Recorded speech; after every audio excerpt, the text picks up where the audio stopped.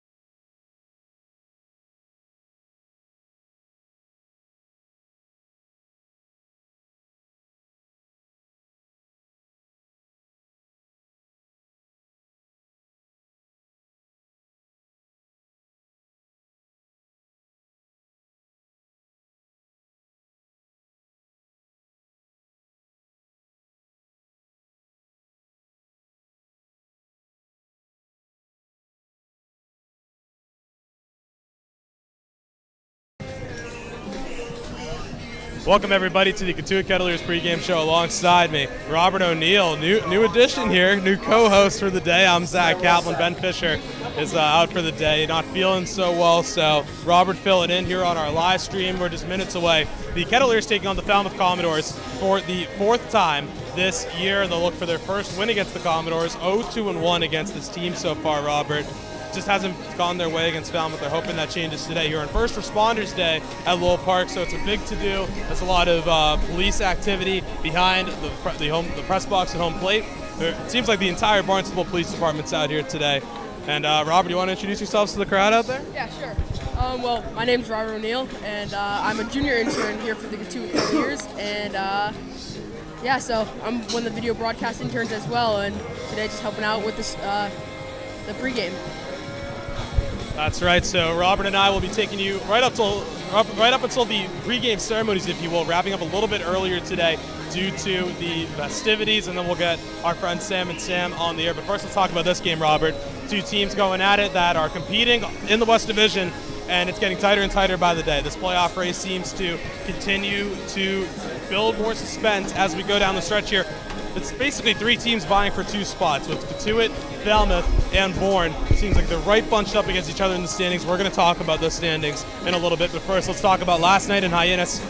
The intensity was picked up a little bit. I know you weren't there, but I'll sort of fill you and the crowd in here. The intensity picked up a bit, and it produced a 9-5 win for the Kettleers. They did a great job early on at getting ahead in the count, swinging at first pitches, and it all proved to be a nice win for them. The bats came alive. Bierman and Robertson. Zach Bierman drove the first pitch of the game for a home run over the right field fence at McKeon Park, and then Will Robertson with the home run of his as well. He started to heat up lately for the Kettleers.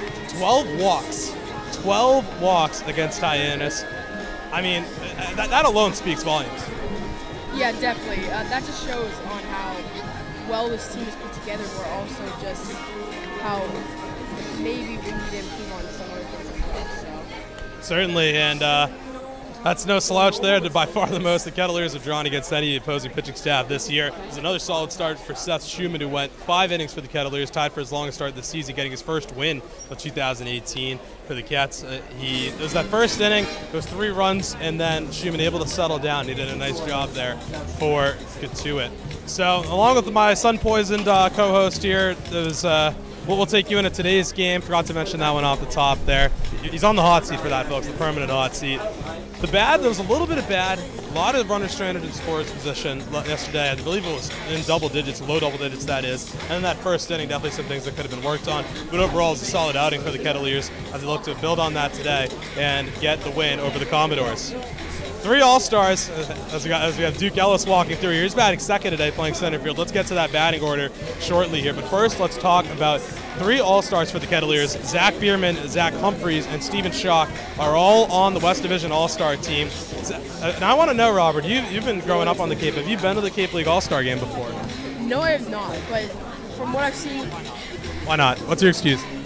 I've always been a Kettleers fan, and I've maybe gone to 1 or 3 games this season, and that's really it. That's it. So, you know, especially with the 3 we got going to that game, I definitely expected that. And from what I've seen so far this season, they all deserve it. And so yeah, they're definitely the top 3 players on the team.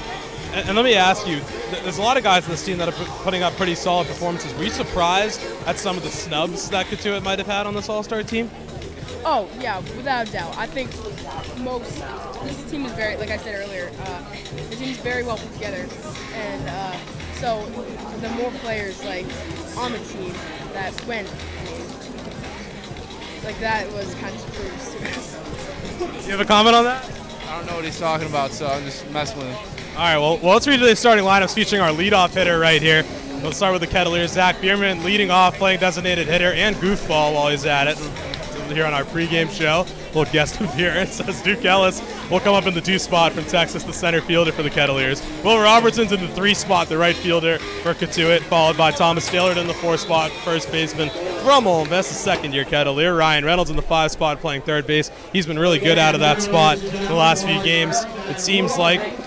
And then Michael Tolia in the 6th spot, playing left field from UCLA. Corey Wood in the 7th spot, the second baseman. Mike Salvatore, the shortstop, in the 8th spot. And then Eric Jones is catching today in the 9th spot. And who's he catching for? It's Griffin McClarty from the College of Charleston. McClarty seems like he's made a few good starts, but it doesn't seem like he's had the run support at times this year. Hopefully you can get that today. But I want to ask you about this order, Robert. So a couple things here that we can touch on. Bierman leading off. He's not your typical leadoff hitter, but he found success there yesterday. I mean, he doesn't seem like your typical leadoff hitter, but do you like what Coach Roberts is doing, mixing around the lineup a little bit?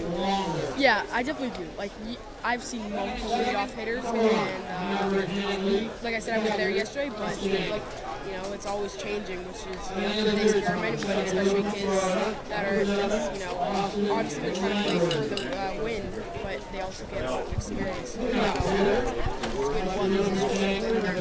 also, it's more than just winning, it's also a lot of learning and the experience. And Michael Tolia dropping down to the 6th spot in the order, so they'll try to pick things up a little bit and try and pick up where he left off last year. Let's talk about Falmouth a little bit here, unless you got any. Get to it. I think we've said it all already. But we can talk about the Commodores, who come in at 14-14-1 on the season, so 500 with 27 points. So they're right in the thick of that West Division hunt, if you will. We'll see how let's see how they match up today. This is a great pregame show so far, I gotta say.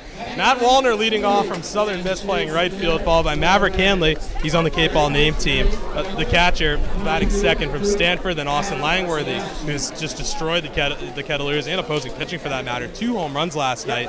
He is from Florida, playing center field, batting third. Kyle Stowers in the cleanup spot, playing left from Stanford as well. Then it's Davis Sims, the first baseman from Murray State, in the 5 spot. Logan Davidson, fresh out of the home run derby, the shortstop from Clemson. And Cameron Cannon, noted Kettleer killer, playing third, batting 7th. Hayden Cantrell in the 8th spot, playing second, that is. And then the 9th spot, designated hitter. You don't see a designated hitter that far down the order a lot.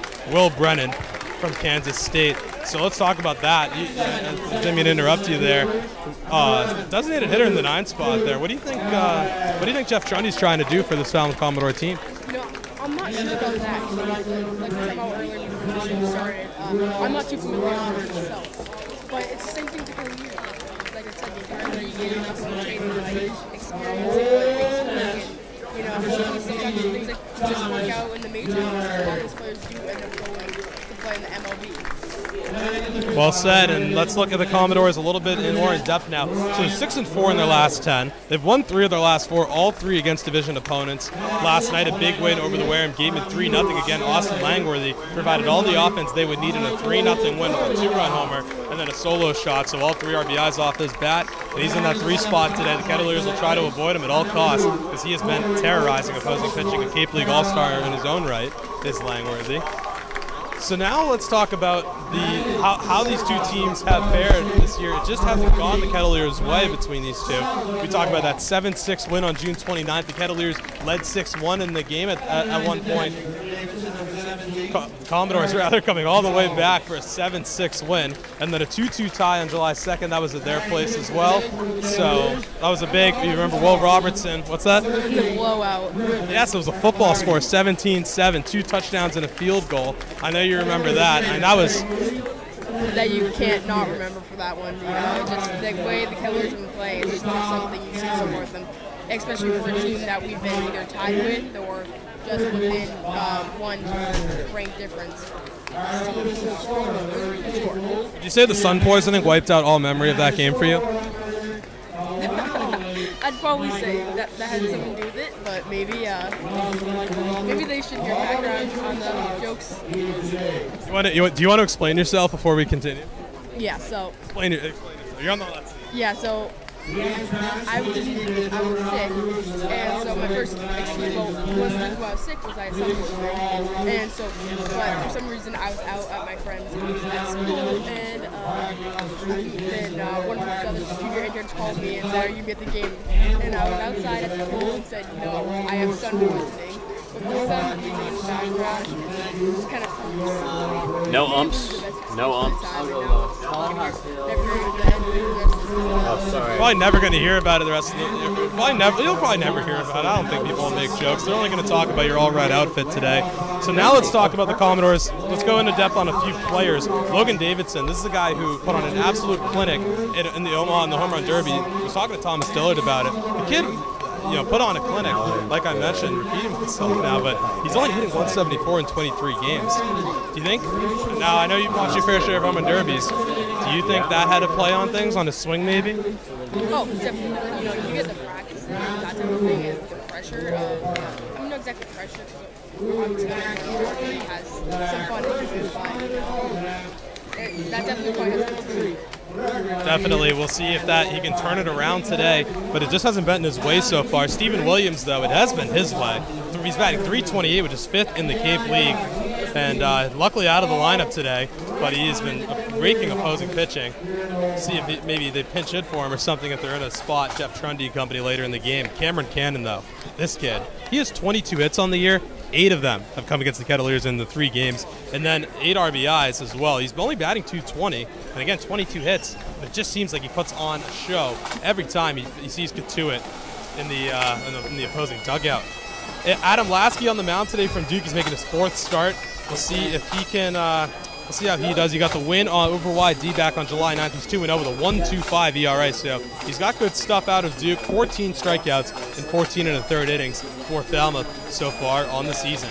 Now let's go around the Cape Cod baseball league. Eastern Division. The song remains the same. The seems like Chatham's starting to separate themselves a little bit here, as the Anglers now 5 points clear of 3rd place Harwich. So starting at the top, it's YD in first, 38 points for them. That leads the Cape League on the season. Then the Chatham Anglers at 32 points, 6 back of YD, so 3 games back, if you will, if you want to go into the baseball standings aspect of it. The Harwich Mariners right behind them, 27 points, and then Orleans with 23. And then don't look now, the Brewster Whitecaps, they were looking pretty bad for certain parts of the year. Now they're starting it around. They've won 4 straight, so I guess that's a sign.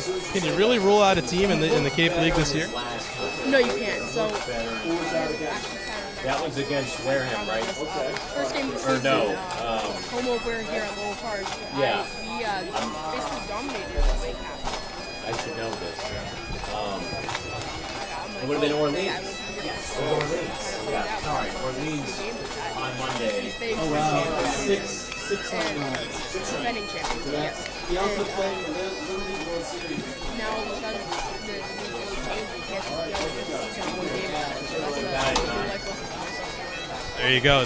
New life lesson for this youngster here, as Roy Reese would say, a little youngster. And I mean, that pretty much explains the Eastern Division. It seems like YD's there. Chatham with the gap as well, but the top 4 teams make it. Brewster only 4 points back. It would be something if they can turn it around and find a way into the playoffs. We'll see if they can.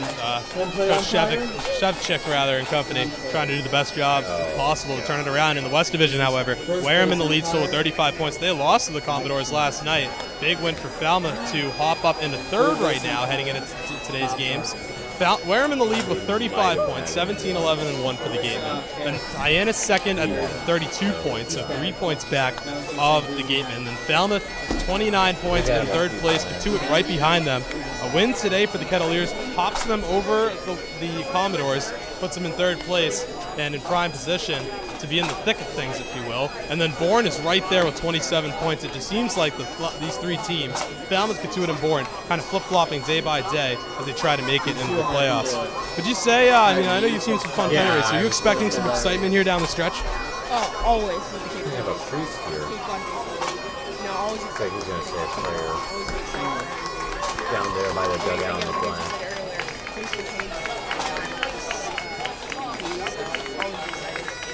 Stay woke on that one. Orleans 6-1 over Bourne. Then Cotuit, that 9-5 win over Hyannis. Falmouth 3-0 over Wareham. Chatham over Harwich 8-3, and then YD over Brewster 7-2. As you see in front of us, we have some of our police personnel, our color guard, as we get ready for our pregame ceremonies. That'll just about wrap it up. Before we sign off, we'll just inform you on the other games going on around the Cape. This game will be starting in just a few minutes after our pregame ceremonies, followed by Orleans at Brewster, Harwich at Wareham, Hyannis at Bourne, starting at 6 o'clock, and then YD at Chatham at 7 o'clock. It's partly cloudy in the mid-70s here. Should be a helicopter landing soon in center field, but that'll just about do it for us. Robert, not a bad fill-in. Good job there. Any last words? Not much, and just go Kettleers. There you go. All right. The homer himself, Robert O'Neill from Mashpee High School. Nice job filling in. We'll hopefully have Ben Fisher back in a few days. That'll just about do it for our pregame show. We're going to set it up to our broadcast booth. I'm not sure how they want to take it up there. We may come right on the air. We may not. I believe we're going to have some coverage of our ceremonies here. But we're going to have the helicopter landing in center field. It should be very cool, so check it out on our live stream. And we'd be remiss if we didn't, before we go off the air, give our thoughts and prayers to the Weymouth police officer killed last night in the line of duty. There was a bystander killed as well. So our thoughts and prayers on behalf of the Kettleers to their families. But that'll just about do it. On behalf of Robert O'Neill, I'm Zach Kaplan. We're going to set it up to our broadcasters now as we get ready to take on our pregame ceremonies. So Sam Brief and Sam Niederman should be taking over shortly. In the meantime, enjoy our live coverage of First Responders Day here at Lowell Park. Have a good one, everybody, and we'll see you in a couple days. Good job. That'll do. Good job, Zach.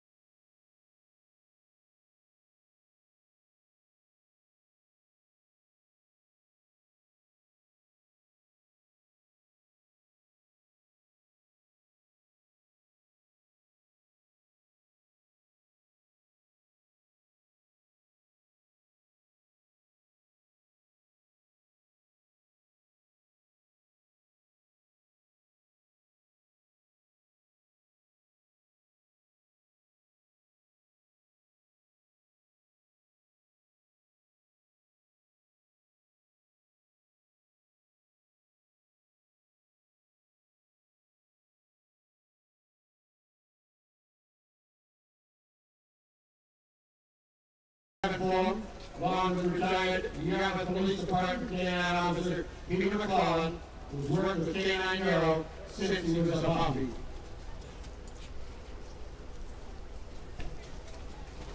Now we're flying over at 450 amp code. Now please stand and move your hands to the national anthem for today's game, sung by longtime Kettleers fan Mary Augustinelli of Marston's Mills.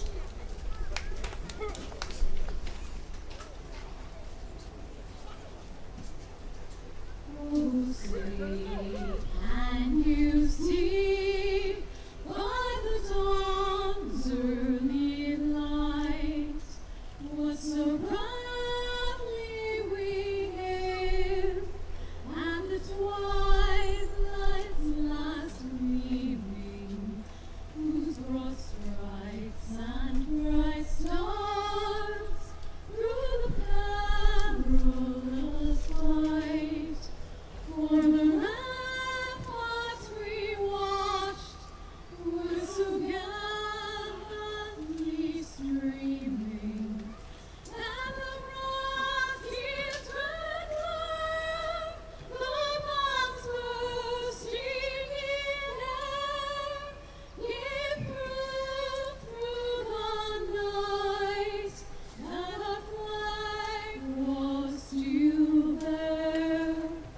Oh, see, does that star-spangled banner yet waving o'er the land of the brave and the home of the Mary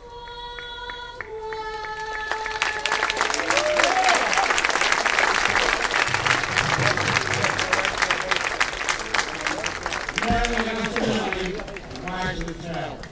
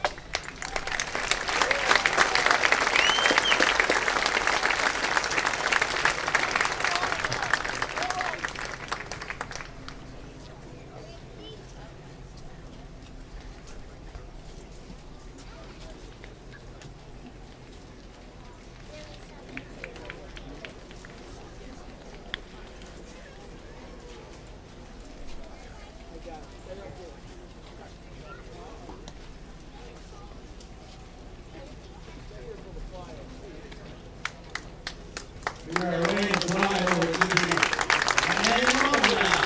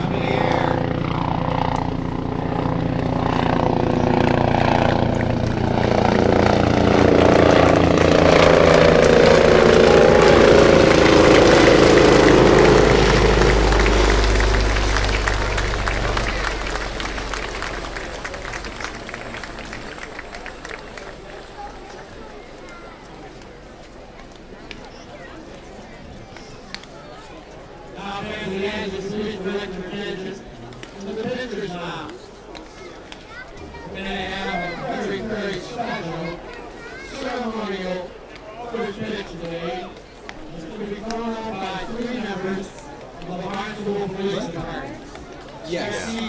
Lieutenant Michael Clark, and Officer Joe Aaron. Hold on. Chief Sundance has been a member of the department for 22 years. He served in the U.S. Army. He was promoted to Chief of Police earlier this year. Lieutenant Clark has been a member of the department for 23 years and was promoted to lieutenant in 2012. Officer Clark has been a member of the department for 30 years. He's been a detective and a school resource officer. They've been warming up all afternoon. They aren't delivered, and here they go. Let's see how they do.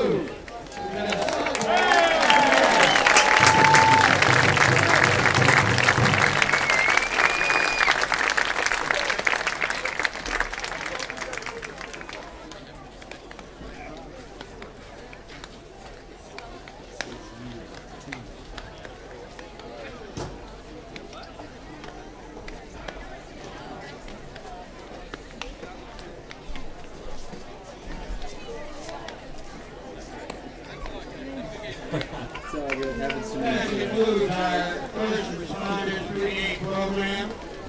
I'll have a big round of applause for Don Lasoa, the volunteers from all together for 7 years. Don's magnum opus.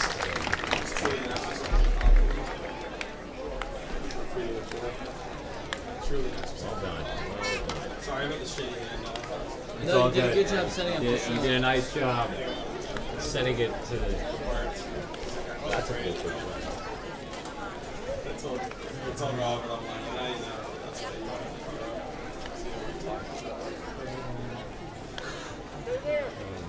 Okay. Let's go. So, do you want to just do? How long is the interview with Coach? Oh, it's 2 minutes. So let's make that our. Go right into it. That'll, Well, do you want to go right into it after we welcome each other on? yeah, I That's think what you should saying. do a welcome then. Yeah, go that's into- what I was saying. Yeah, I said like go right into it. Like one question for you and go. Yeah, one question. All right, ready? Mason, do you know how to play the coach interview? All right, we'll cue it up. And then we can play.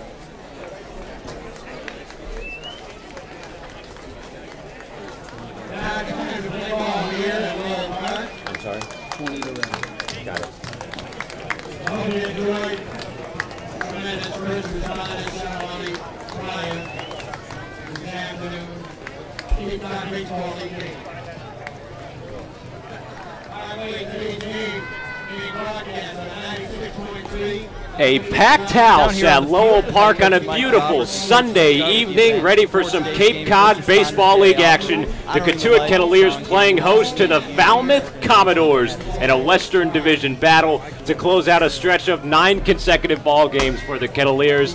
This place buzzing on First Responders Day, honoring our first responders, policemen, fire, EMT, here at Lowell Park. A wonderful pregame ceremony honoring the late Sean Gannon, Officer Gannon, who passed in April in the line of duty, and his canine Nero, who just finished up taking a picture on the pitcher's mound with the Kettleers. Wonderful event today to honor our first responders, and a big game for Cotuit to close out this week against the Falmouth Commodores, a division foe that they know very well. Happy to have you with us, Sam Niederman, my good friend Sam Brief. Sam and Sam here in the broadcast booth.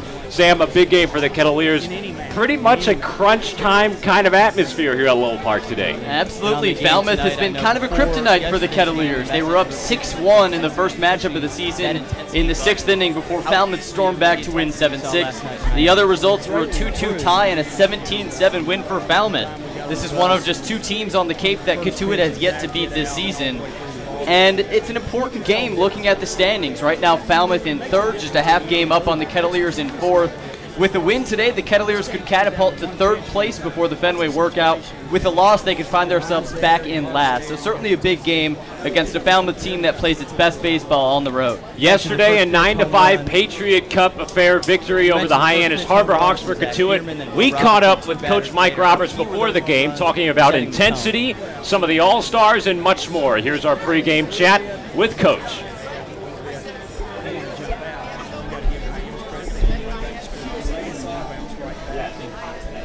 Bam, bam.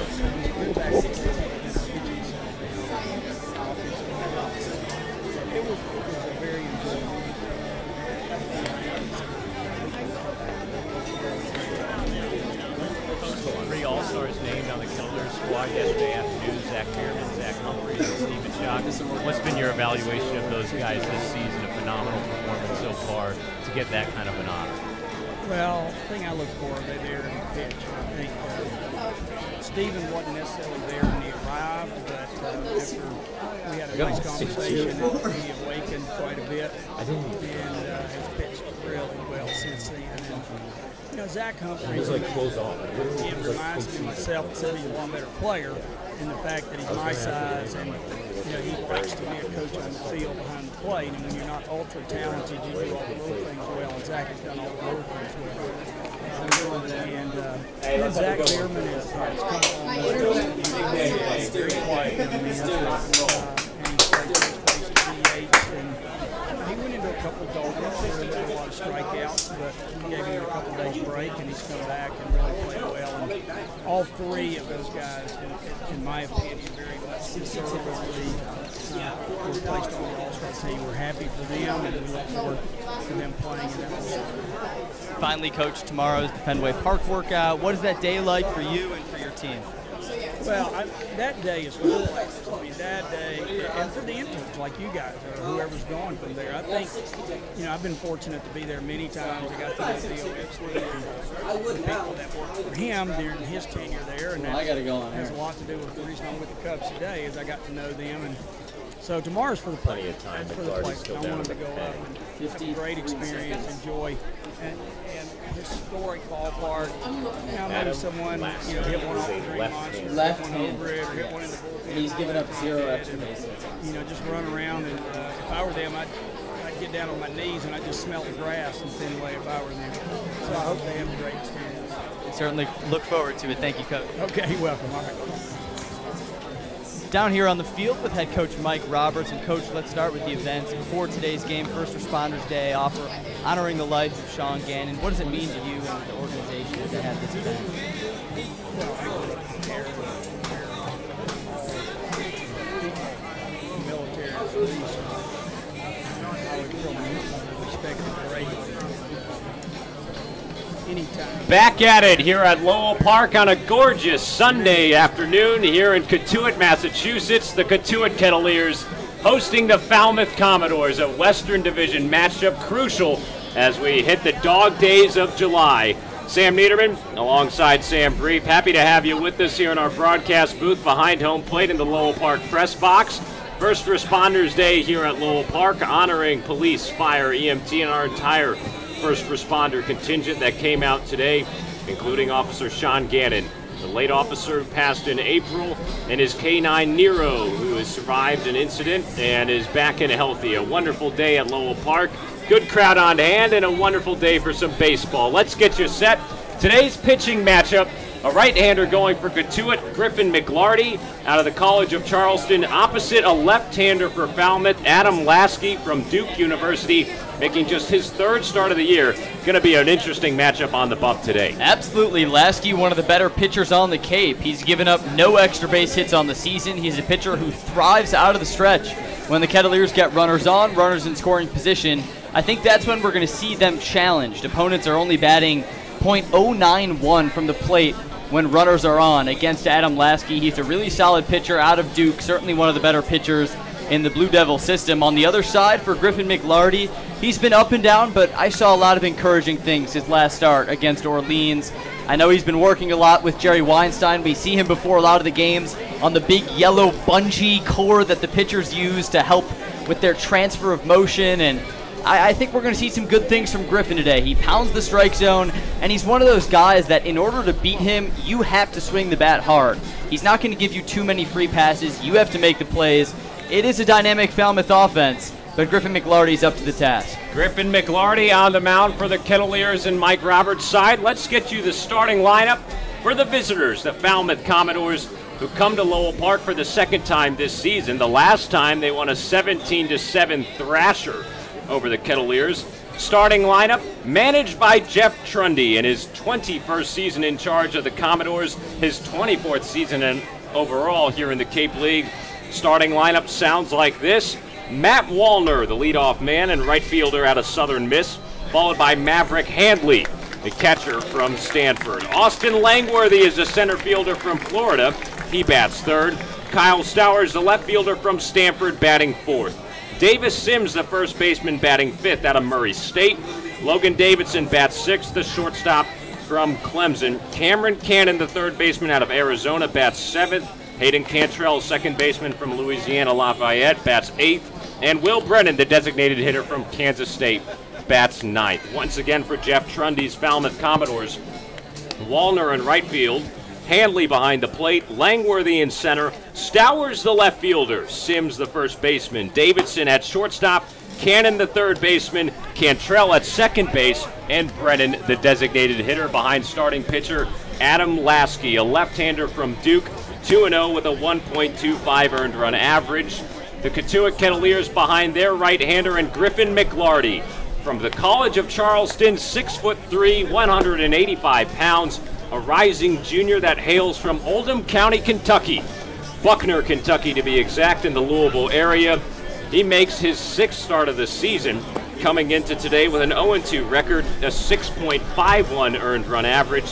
His last start back on Monday against the Orleans Firebirds. Trying to build off of that, pitching in Lowell Park. Very familiar place for him, the fourth time that he's pitched in the friendly confines of LP this season. Falmouth will be at the plate first. The fourth matchup between these two sides. Kettleers still looking to make their first win against Falmouth. An 0-2-1 record. Two of the previous three matchups going into extra innings. Both of them at Arnie Allen Diamond Gov Fuller Field just across the way on 28. And now the fourth matchup. Cotuit against Falmouth here at Lowell Park on a gorgeous Sunday. Griffin McLarty on the mound. He'll face off against Matt Wallner, the right fielder from Southern Miss. Digging in from the left side. As McLarty winds up, the right-hander deals in a first pitch, fended off on the left side, foul. And we're underway here in Cotuit, strike one. Wallner from Southern Miss. Late addition to the starting lineup for Falmouth. He's only 7 for 28 in his young campaign. Takes a fastball at 86 miles an hour just off the plate for ball one. 1 for 4 yesterday in the 3-0 win over Wareham for Falmouth. Fastball slapped outside once more, a 2-1 count on the leadoff man. Cotuit defense in the infield. Ryan Reynolds, the third baseman. Mike Salvatore at shortstop. McLarty misses once more with a 2-1. He's behind in the count, 3 balls and 1 strike. Corey Wood is a second baseman. Thomas Dillard back at first base. Battery mate with McLarty. Eric Jones, the catcher, making his second consecutive start. Ground ball whipped through the right side of the infield. That'll trickle towards right. A leadoff base hit from Matt Wallner to start off here for the Falmouth Commodores. Interesting defensive alignment coming out for Cotuit. Corey Wood looked like he was shifted over a little to the left, creating a pretty big hole on the right side for the big lefty, and Wallner, credit him for taking advantage. Rest of the Kettleer defense. Michael Tolia is the left fielder this afternoon. Duke Ellis back in center field as usual, and Will Robertson in right field. Leadoff man aboard for Falmouth. Now Maverick Handley stands in. Fastball whipped on the outside corner, clocked at 93 miles an hour for strike one. Handley, the catcher out of Stanford, digs in. That's from the right side here. One man on, nobody out in the Falmouth first inning. Pop fly, right side, shallow right field. Will Robertson coming in for it. He'll make the grab on the run, and one down. Wallner stays put at first base. That'll make way for the 3-batter, Austin Langworthy, center fielder from the University of Florida, coming off of his best performance of the year. Supplied all 3 runs in the shutout victory over Wareham yesterday. He was 2 for 4 with 2 home runs, a 2-run shot in the 8th inning to provide some much-needed insurance, and are out to a Commodore victory at home. Wallner the lead at first, McLarty stepping off out of the stretch. Kettleers in the home white pinstripes today, trimmed in maroon as usual. McLarty kicks and deals. Fastball that skips off the mid of Eric Jones behind the plate. And that will go back as a pass ball, allowing Wallner to move up to second base with just 1 out in the first. That's the kind of free 90 feet you can't allow early in a ball game. Last time out at Lowell Park, the 2-2 tie against Wareham, we saw a run come across early in the game for the Gatemen on some of those pass ball, wild pitch type of scenarios. You got to be careful. A 1-0 count on Langworthy. McLarty set from the stretch, checks the runner, now to the plate. Breaking ball in the dirt that gets away from Jones, and that will allow Wallner to go up another 90 feet. He's up to third base. That one actually just a simple fastball that dipped inside, and Jones unable to hang on cleanly. Tough break. Definitely a tough break. And Langworthy was spectacular last night. Definitely 2 home runs. How about the Florida Gator-themed day it was for Falmouth? Tyler Dyson, the fantastic starter out of Gainesville, gave up just 1 hit, no runs to an explosive Wareham offense that Cotuit knows firsthand. And Langworthy, of course, the star offensively. Infield in for the 2-0. Big swing and a miss. Nice slider on the outside there for McLarty to get a strike. 2 consecutive pass balls have allowed Matt Wallner to reach all the way to third base. He led off the inning with a single. 1 down and a 2-1 count. Kettleers with the infield on the grass. 2-1 pitch, bounced right in front of the mound. McLarty comes off for it. He'll look the runner back and loop it over to first for the 2nd out of the inning. Good play from McLarty. A lot of times you'll see a pitcher mess that one up a little bit, but McLarty did a good job knowing he had time. Langworthy, not the fastest guy. The ball was right on the line. It was an easy pitch and catch. So first pick it up, look towards third, make sure Wallner isn't getting any crazy ideas, and then make the easy out. Here's Kyle Stowers with a man on third and 2 outs in the first. McLarty spots a nice off-speed pitch on the outside corner for strike 1. Stowers, the left fielder from Stanford, leading this Falmouth club with a .325 batting clip, 3 home runs and 11 runs batted in. A 1 from McLarty, high and outside, a 1-1 count. Stowers, an imposing outfielder from the Cardinal, batting from the left side here. Falmouth in the visiting road black uniforms with the gray pants and maroon trim. 1-1 is tailed on the left side, just under the glove of Reynolds, and it'll trickle into left field for a 2-out base knock. And Kyle Stowers lifts Falmouth in front, 1-0 here in the first, plating Wallner. Good little poke by Stowers, but of course, the real reason the run was able to come home is those 2 pass balls. Without those, we would still have Wallner at second, and he wouldn't be able to advance home, just to third. So a little messy start defensively from the Kettleers. Similar narrative yesterday against Hyannis, but they got it under control. First pitch to Davis Sims, spikes away from Jones. A slider in the dirt. Stowers will advance to second base. He took a hard turn and even contemplated going to third, but he'll stay there. That's the 3rd ball that's gotten behind Eric Jones in this inning. And a 1-0 count to Big Davis Sims, the first baseman from Murray State. 3 home runs and 12 driven in on the season. Big man with an open stance, batting from the right side. He takes a slider low and away for ball 2. Falmouth on top, 1-0 in the opening frame. RBI single from Stowers, who's on second base.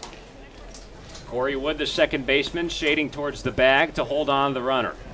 McLarty at the belt, and he'll turn back towards the runner and keep him honest. That RBI single from Stowers just got underneath a diving Ryan Reynolds. He dove towards his left, but wasn't able to get all of the ball, slowed it down, but eventually it went down as a hit. Sims chops one in the air, foul on the right side, now a 2-1 count. Jerry Weinstein, pitching coach for Cotuit, saying right to the target, Griff. Encouraging his starter from the College of Charleston. Looking to get out of this first inning with just a 1-run deficit. 2-1 to Sims. Fastball low and away. Peel on a potential check swing. Sims holds back, a 3-1 count.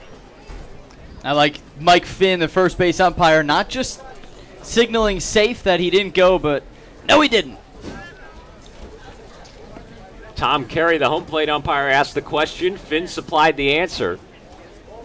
Rest of the umpiring crew, it's Bob Gardner, who's a third base umpire, in between second and the pitcher's mound right now. McLarty ready. Looks back at the runner, now the 3-1. Jacked high in the air from Sims, deep to left center field. It's hanging high in the air for Duke Ellis, who will range over to his right and make the catch for the final out of the inning. But Falmouth jumps on top early.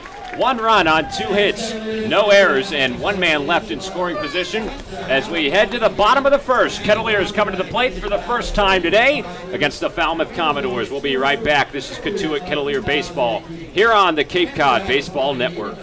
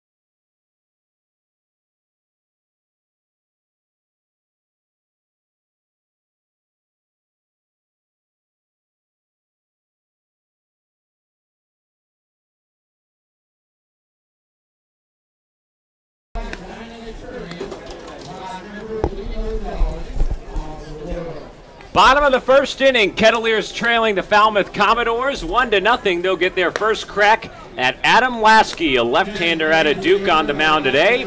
Let's get the starting lineup for Cotuit. Mike Roberts' side sounds like this. Batting first, Zach Bierman, the designated hitter and all-star. He'll lead things off, followed by Duke Ellis, the center fielder, batting second. Will Robertson in the 3 spot again. He plays right field. Thomas Dillard, the cleanup batter, playing first base. Ryan Reynolds bats 5th and plays 3rd.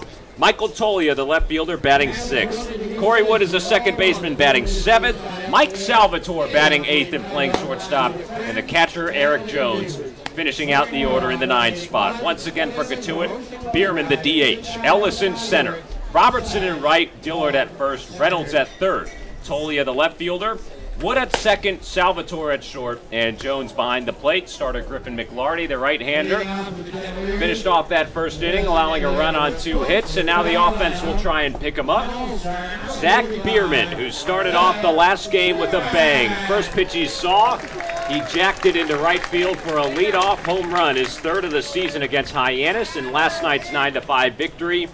The big DH out of Coastal Carolina will start once more as the left-hander Adam Lasky will come onto the mound from Duke to start for Falmouth with the blue Rawlings glove. He lifts the leg. First pitch, big hack and a miss on a fastball inside. Bierman might have been envisioning the same start as last time, but an 0-1 count instead. Lasky winding up. Here's his 0-1.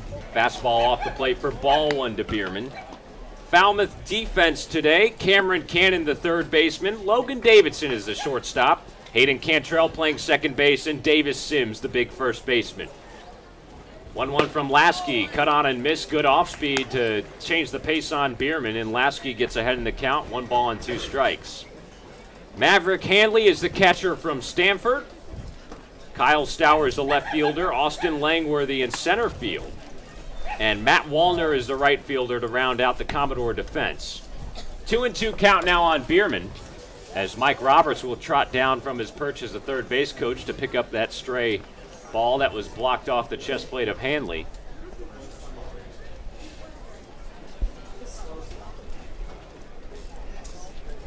Two-two offering.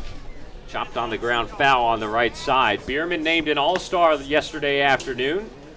From West Bend, Wisconsin, transferred into Coastal Carolina, finished up his first season with the Chanticleers this past spring. One of Coach Roberts' favorite players. 2-2, fouled back into the parking lot. Says he's a quiet young man. Gets the job done. That kind of humble player will do well in Cotuit. Absolutely. He likes the intensity Zach brings. We often see him lead off because the pop at his bat, and that certainly paid off yesterday with the home run on the first pitch.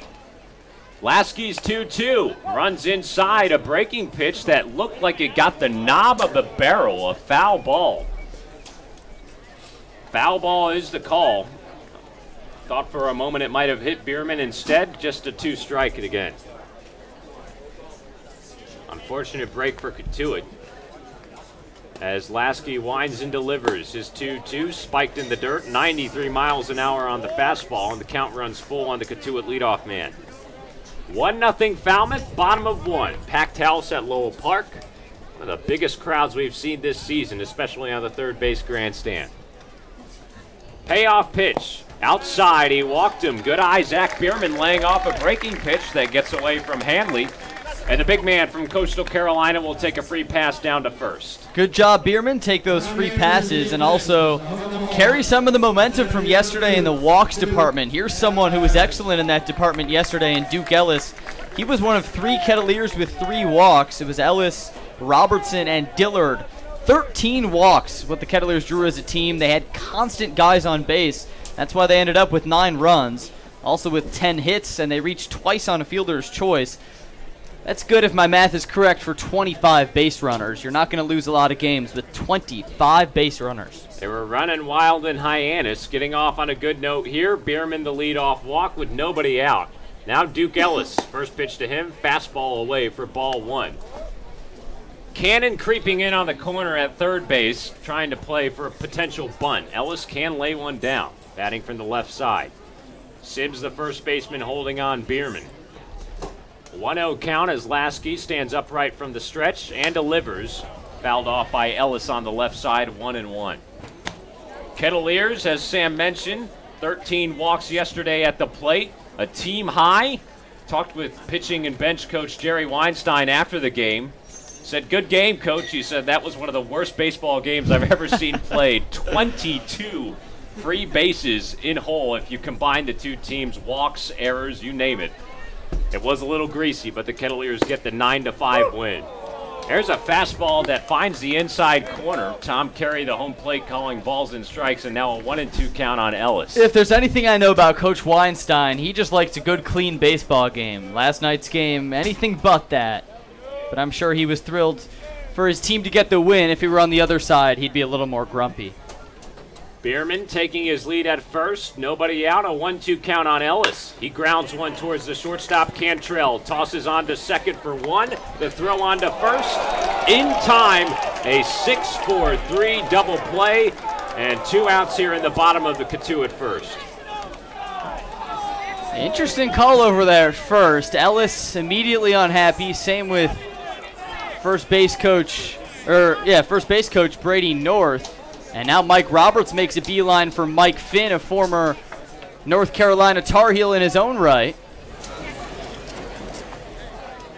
Mike Finn, the first base umpire, played football at North Carolina. Of course, Coach Mike Roberts coached baseball for 20 years at North Carolina.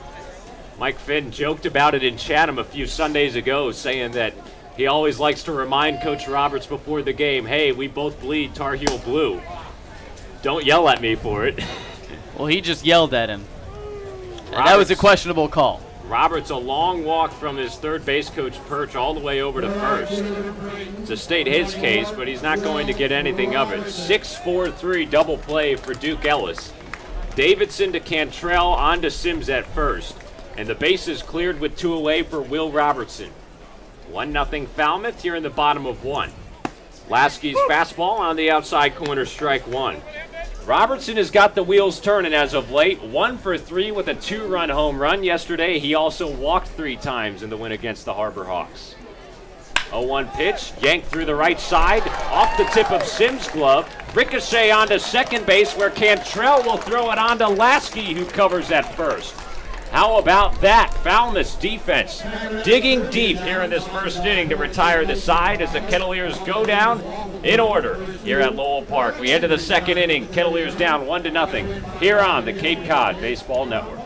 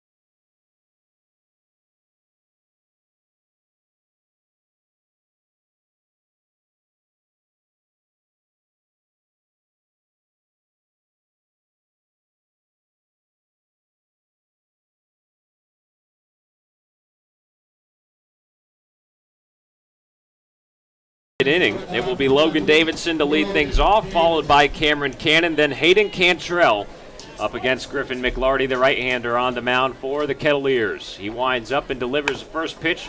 Bunt attempt from Davidson that eventually pushes foul on the left side of the infield. An 0-1 count. Davidson, shortstop from Clemson, hitting a slumping 174 out of the gate here in the Cape League. 15 for his first 86 with a home run and 6 driven in. He was 0 for 4 yesterday in the win over Wareham.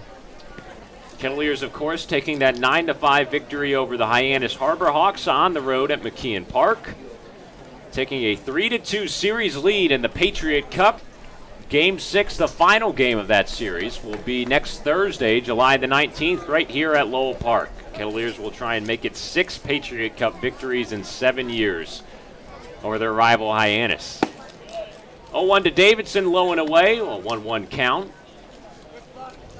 Big win for Falmouth yesterday to improve them to 14-14-1 on the season. Good enough for third in the West, as McLarty deals in a slider at the knees, strike 2. 29 points, that's just 3 points back of Hyannis, who's in second place with 32. Wareham in first place with 35 points. Cotuit's in fourth with 28, 1 point up on last place Bourne. It is a jam-packed Western Division race.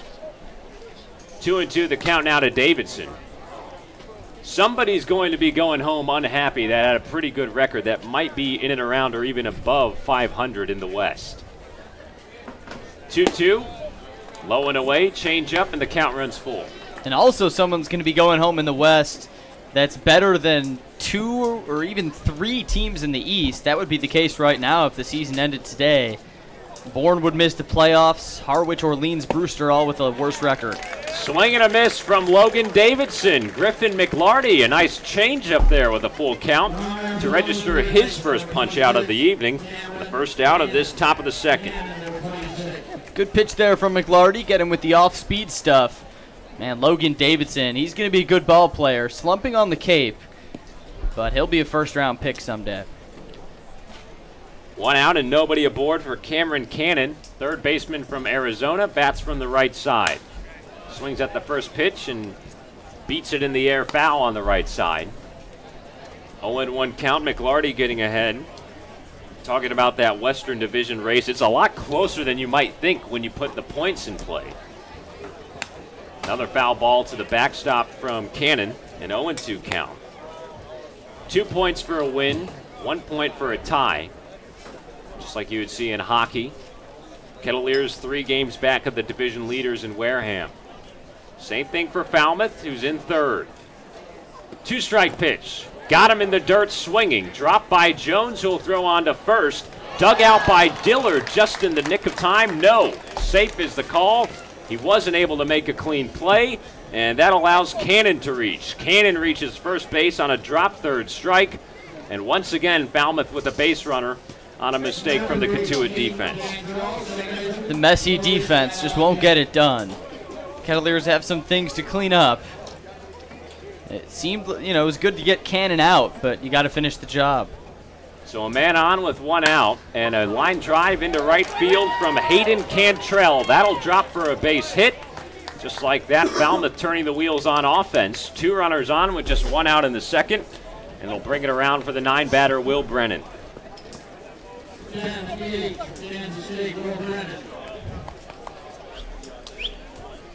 So the leadoff strikeout to Davidson, a second strikeout for McLarty against Cannon. However, he reaches on a drop third strike.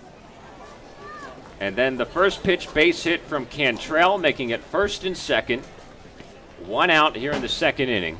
Falmouth a 1-0 lead over Cotuit and trying to add on with Will Brennan, the 9-batter at the plate. McLarty out of the stretch, kicks and deals. First pitch tailed off foul on the left side.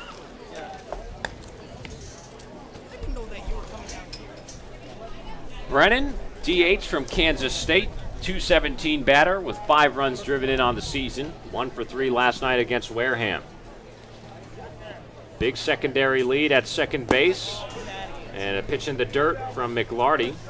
A 1-1 count now. Falmouth bottom of the order trying to produce runs. This is a Commodore offense that is last in the league in terms of batting average with a .218 clip. The 1-1 with 1 out. Fastball low and in for ball 2. Commodores also 9th in the league in on-base percentage, a .313 mark. .306 slugging percentage is also 9th in the league. But their pitching is what has carried them to the .500 mark so far. An ace rotation headlined by T.J. Sikkema out of Mizzou. 2-1 lifted in the air towards left field. Tolia backtracking, backpedaling, now makes the catch near the wall. That's out number 2. Yeah, let's keep that ball in the yard today. Last time these Commodores were here, it was going out of the yard big time. 4 home runs for the Commodores in that 17-run explosion.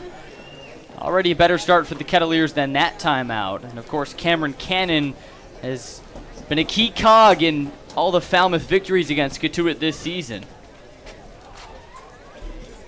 Cannon, the man on second base. He's driven in 16 runs this season. 8 of them have come against the Kettleers. 2 on with 2 out. Matt Wallner swings and misses at the first pitch from McLarty. Of course, Cannon, the walk-off hero in that extra inning victory in the first meeting between the two sides back at the end of June. Also had a nice day in that 2-2 tie that the Kettleers played out in 12 innings at Gov Fuller Field. The 0-1 poked on the left side, foul from Wallner. He's down in the count, 0-2. Falmouth offense has found a spark against Cotuit. They're 2-0-1 against the Kettleers on the season. Trying to already potentially clinch a season series over their Western Division rivals. The 0-2. Breaking pitch that ran way upstairs, 1-2. McLarty has to be especially careful in his pitch selection against some of these lefties. He's struggled this season against lefties, much better against right-handed batters. No surprise to see all 3 Falmouth hits are from lefties. 1-2 from McLarty, just off the plate. 86 miles an hour at the fastball for ball 2. McLarty's velocity, it's about mid to high 80s. He'll feature a slider and a change. Though we did see him clock up to 93 on the radar gun earlier today. That's the highest watermark we've seen on his fastball this season.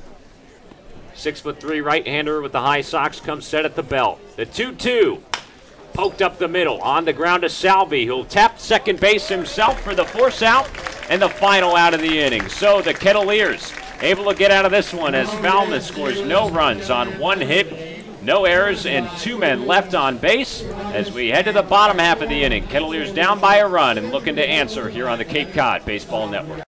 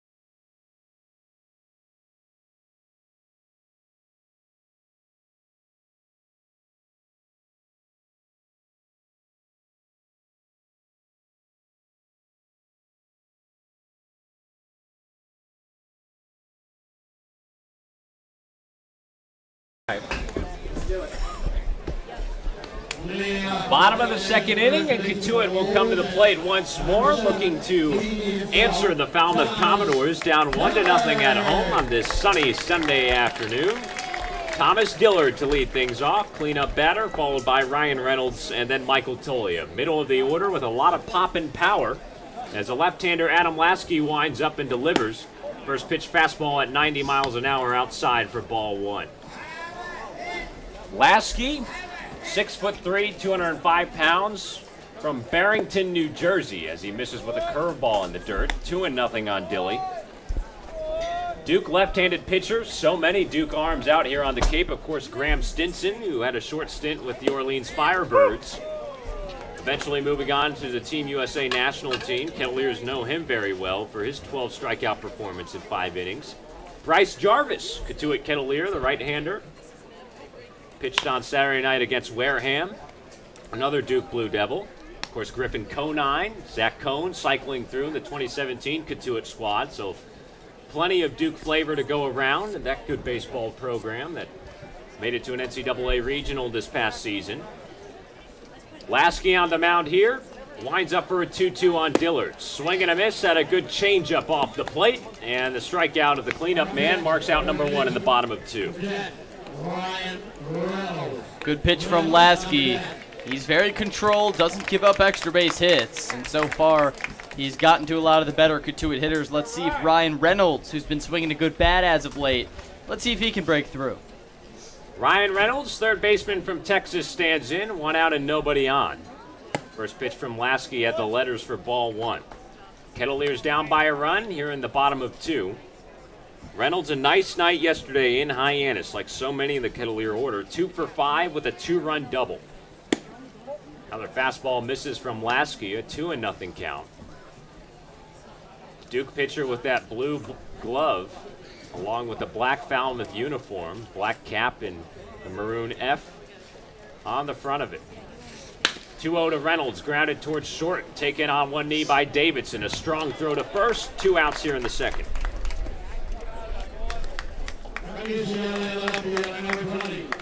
So Lasky's starting to settle in, facing Michael Tolia now. Kettleers had a leadoff walk to start this game from Zach Bierman, and it was erased right away with a 6-4-3 double play from Duke Ellis. And some clever defending to cap off that first inning, a 4-1 putout. Second baseman Hayden Cantrell took a grounder off a deflection of the first baseman Sims mitt and threw it onto the pitcher covering. Another ground ball to short from Tolia.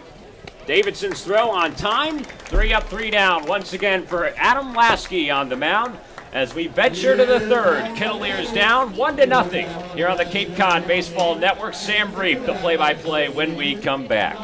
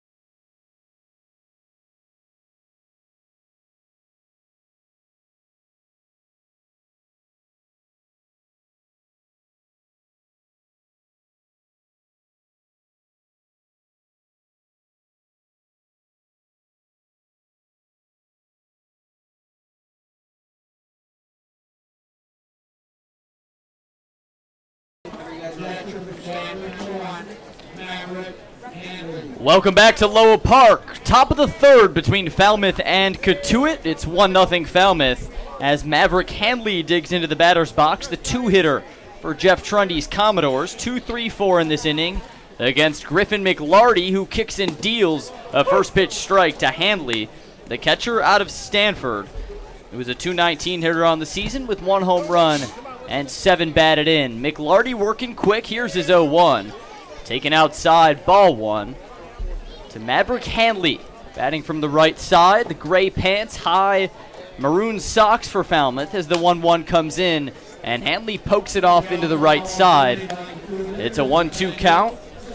Falmouth in the road blacks As we saw last time out at Lowell Park, red Falmouth across the front, Cotuit in the home white pinstripe uniforms with Kettleers across the front and maroon caps. Here's the 1-2 from McLarty to Handley. It's taken outside, ball 2. On a beautiful day here in Cotuit, we've had a good run of weather as of late in these past few games. 78 degrees, sunny, a wind blowing out ever so slightly at 8 miles per hour. Here's the 2-2, ring him up at the knees. McLarty jams him inside, and there's 1 up, 1 down here in the third. McLarty's been looking pretty decent to start out this ball game. Just a couple of mistakes behind the plate that allowed the run to come home to score in the first inning. It's now his 3rd strikeout of the game. Obviously, the drop third strike back in the last frame. He's been getting ahead of hitters nicely. First pitch to Langworthy, high and tight, ball 1. Austin Langworthy, the Florida Gator, you can tell by giving him a quick look. He's got the nice Florida blue batting gloves. I'm not sure on the brand. Sam, any help here? Easton. Those are the new Easton look. All right. So he's got those sharp blue Gator Easton batting gloves. Out of Williston, Florida. He's got a 2-0 count against McLarty, who kicks and deals. It's in there for a called strike 1. A 2-1 count now on Langworthy, who turns back to home plate umpire Tom Carey to confirm the count. Langworthy grounded out to McLarty his first time up today. Here's the 2-1, swung on and sent foul into the backstop. The 2-2 count for Langworthy, who has 4 home runs on the season. He's been an all-or-nothing player, just a 196 average. But those 4 long balls, good for 3rd on the Cape. And he had 2 last night in Falmouth's win. That was a 3-0 win against Wareham, in which he teamed up with Florida teammate Tyler Dyson, the starting pitcher, for that win. The 2-2 just misses outside on a fastball, and the count runs full. We know how explosive the Gateman offense can be. Last night, no runs on 3 hits. Fantastic job from the Falmouth pitching staff. Here's the payoff with 1 out. Just misses outside. Ball 4, Austin Langworthy, now aboard at first. You can't have many walks today if you're Cotuit. This is how the Falmouth offense thrives. They love free base runners. Not a great hitting team from a purist standpoint of just average, but when you give them opportunities with walks, they'll take advantage. The Commodores hitting .218 as a team. That's last in the league. As the first pitch comes into Stowers, their best hitter, and he sends it straight back foul. The Commodores 9th in the league in both OBP and slugging percentage. 204 hits on the season, that's last in the league. But they've found ways to win in the month of July. As McLarty checks on with a pickoff attempt. Falmouth started this season just 2-8. Looked like they were going to be in the gutter of the West, wire to wire. Since then, they've been 12-6-1. Now 14-14-1 on the season. McLarty against Stowers. Here's his 0-1. Sent back foul, exact same location. It's an 0-2 count. Stowers responsible for driving in the lone run today for Falmouth. He knocked in Matt Wallner on an RBI single to the left side back in the first inning. It's 1-0 Falmouth. Top of the third, 0-2 count with a man on first. McLarty set out of the stretch. He'll deal to Stowers. Now he kicks and fires, swung on and cranked high and deep into right field. Looking up is Robertson, and that ball is out of here by a long shot. Kyle Stowers, his 2nd home run of the season against the Kettleers, his 4th overall, and the Commodores up 3-0. Falmouth taking advantage there of the extra base runner on the base on balls. Stowers able to get a pitch he likes way up in the zone. Took it for a ride, not a doubt from anybody on this ballpark on that one. All the way into the visiting bullpen in right field. That's been a common theme we've seen. Lowell Park serving as a breeding ground for a lot of home runs, and visiting teams have taken advantage. And Falmouth knows that well. They scored 17 runs last time here at Lowell Park. It's 3-0 as Davis Sims digs in and takes ball 1. So Kyle Stowers is now driven in every run today for Falmouth. 1 on the single in the first and 2 on that home run. It's 3-0 as the 1-0 comes in. Taken for a strike at the letters, a 1-1 count. Will Robertson knew that one was gone, just had to backpedal a little bit. And then he just stood in his position and watched that one sail into the visiting bullpen. As Sims sails one foul off to the right side, a 1-2 count with 1 out. And that's been McLarty's kryptonite at points this season, a good control pitcher. But if the opposing team gets a hold of one, it can go a long way. And we saw that one from Stowers, who hit a home run in the first matchup of these two teams. That 7-6 win for Falmouth. The 1-2, knocked in on the inside corner, taken for strike 3. Ring him up. There's another strikeout for Griffin McLarty. That's 4 on the day. Nice pitch. Fastball inside. Never had a chance. Good job, Griffin, to bounce back from that one and get a big second out. Here's Logan Davidson now, the switch hitter out of Clemson, batting from the left side against McLarty. Davidson struck out his first time out, and he digs in here as McLarty will kick and fire and sends a fastball on the inside corner, taken for strike 1. Davidson, one of the better pro prospects on the Cape, participated in the home run derby alongside Thomas Dillard a few weeks ago in Omaha as he looks at ball 1. Davidson made it all the way to the final where he fell to Nick Reddy of Air Force. Davidson actually hit more home runs on the night. 57, that's the new college home run derby record. The only reason he didn't win is because Reddy hit more home runs in the final round. But on the night, Davidson was the home run king if you look at that number. A very promising prospect, but struggling from the plate on the Cape with a 174 average. And he's got a 1-2 count with 2 outs. McLarty looking to close the door on this inning. So Davidson digs in, points the orange bat towards the outfield. Representing Clemson well, here's the 1-2 from McLarty. Swung on, tapped up the middle, through McLarty's glove and into the outfield. A single for Logan Davidson, and Falmouth extends the 3rd.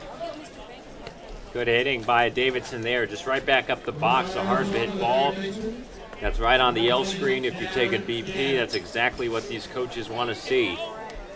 And Falmouth coming out of the gate early, hot on offense. 3 runs on 5 hits thus far. We're not even done with the 3rd inning. It's Cameron Cannon now, 2 outs, a man aboard.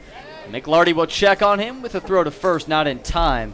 The L screen, I know that's your spot for BP. Every time, I know when I've only seen you take BP once, but I know when you do, you always want to hit it into the L screen. Hit the L screen, hit it right back up the middle. Another check over to first. Davidson's back. I've seen you take BP now twice this summer. One here at Lowell Park. One was a wiffle ball BP. Yeah, that doesn't count. All right, that wasn't a semi-embarrassing effort the first few pitches. Took a while to adjust. Here's the first pitch to Cannon. Swung on, cracked through on the left side past a diving Salvatore. A base hit for Cameron Cannon. Davidson holds up at second. Now runners on first and second for the visiting Commodores. Still 2 outs. Another hard hit ball. That time Cannon able to take it right to shortstop where Salvatore wasn't able to take it on a hard hop.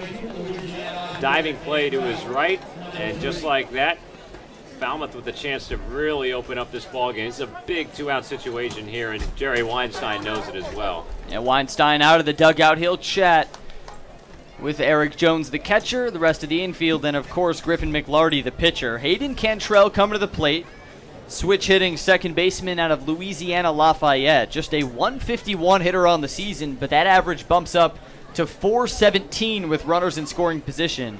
And he's got one here with Davidson at second and Cannon at first. It's 3-0 Falmouth in the 3rd. The Commodores have 3 runs on 6 hits, still no runs, no hits for the Kettleers. And Sam, a big message as of late for Mike Roberts has been intensity.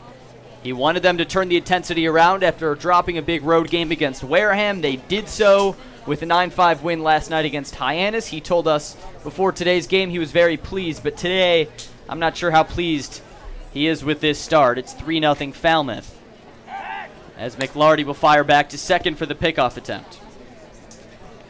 Yeah, when your opponent's got 3 runs on 6 hits out of the gate, and through 2 innings you've got no runs on no hits, 1 error, and a plethora of passed balls. It's not the start that the Kettleers were looking for. Hayden Cantrell still awaiting his first pitch, and he sends a liner foul on the first base side. It's an 0-1 count.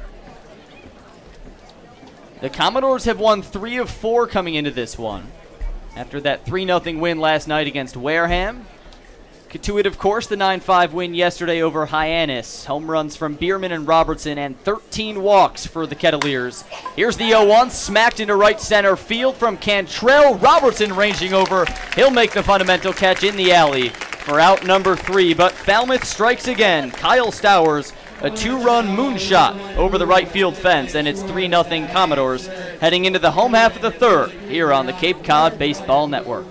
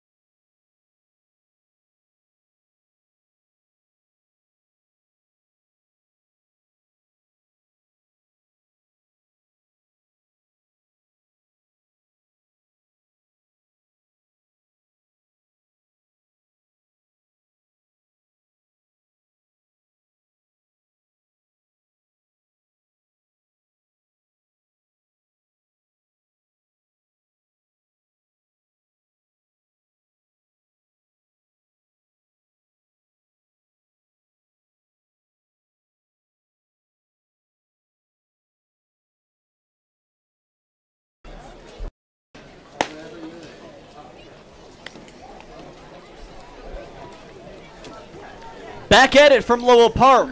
Bottom of the third, it's 3-0 Falmouth, as the Kettleers will look to put a dent in Adam Lasky. It's Corey Wood, Mike Salvatore, Eric Jones coming up the bottom of the order. Sam here in the broadcast booth. Hope you're enjoying a lovely Sunday afternoon wherever you're listening to us, and we of course thank you for watching or listening from wherever you are. Kettleers down 3-0 against the red-hot Commodores as Lasky kicks and deals a first pitch strike to Corey Wood. 0-1 count to Corey. So those 3 runs for Falmouth, all coming from Kyle Stowers, an RBI single in the first and a 2-run home run in the top of this inning. As the 0-1 comes into Wood and he sends a liner foul on the left side. It's a quick 0-2 hole for Corey Wood. No stranger to digging out of these spots. He's 4th on the Cape with 17 walks. Always patient as he steps into the left-handed batter's box. Adam Lasky, the Blue Devil, kicks and deals, swing and a miss. A 3-pitch strikeout for Lasky, and he's humming along nicely. Adam Lasky looking really good. He's starting to mix and match his pitches. That fastball was a little wild early on, but once he's got it back in the zone to get ahead, he can go to his breaking stuff, and that's where he's making his money here today against the Kettleers. Lasky out of Duke, coming from Barrington, New Jersey, 6'3", 205. He's a lefty, now pitching against Mike Salvatore, who looks at a first pitch strike. 93 fastball on the outside corner. Lasky was a 31st round selection of the 2016 MLB draft. San Francisco Giants calling his name. That'd be impressive. Yeah. If the 49ers called his name. I mean, he's got the arm. Maybe he could be the quarterback. Yeah. 6'3", 205. Of course, Seth Schumann, a Cotuit pitcher, is a 2-sport athlete. Lasky not in his own right. He actually almost pitched here on the Cape League last summer, but suffered from a groin injury towards the end of his freshman season at Duke, so it kept him away from the Cape. He improved mightily last year as a sophomore, and he's been solid on the Cape as he sends the first ball over to Mike Salvatore. It's a 1-2 count. Still no extra base hits this season for Lasky in 3 appearances and 2 starts. Here's his 1-2 to Salvi. Taken outside for strike 3. Ring him up again. That's 2 consecutive strikeouts for Adam Lasky. 3 on the day, 2 up, 2 down in the third. Salvi didn't like that call on the outside corner. It's tough to go down looking. You always have to know, though, with 2 strikes that you got to protect the plate, expand your zone to the umpire and what he's dictating the ball game at. Can't be going down on strikes looking. Here's EJ. Eric Jones, the 9-hitter, the catcher. The righty digs in to face the southpaw, who sends in a first pitch ball. Adam Lasky looking to go 9 up, 9 down to start this game. As he steps in, kicks the right leg and fires to Jones. It's a breaking ball taken too far outside, a 2-0 advantage. Not a lot of early advantages for the Kettleers as Eric Jones looks to get a good start against Adam Lasky, who looks in, top button on his black Falmouth uniform unbuttoned, the blue Rawlings glove, for Duke, and there's ball 3. He's pitching to Maverick Hanley, who's got the Stanford Cardinal catcher's gear. That dark red goes well with the Falmouth uniform. 2 very good schools from an educational standpoint. Of course.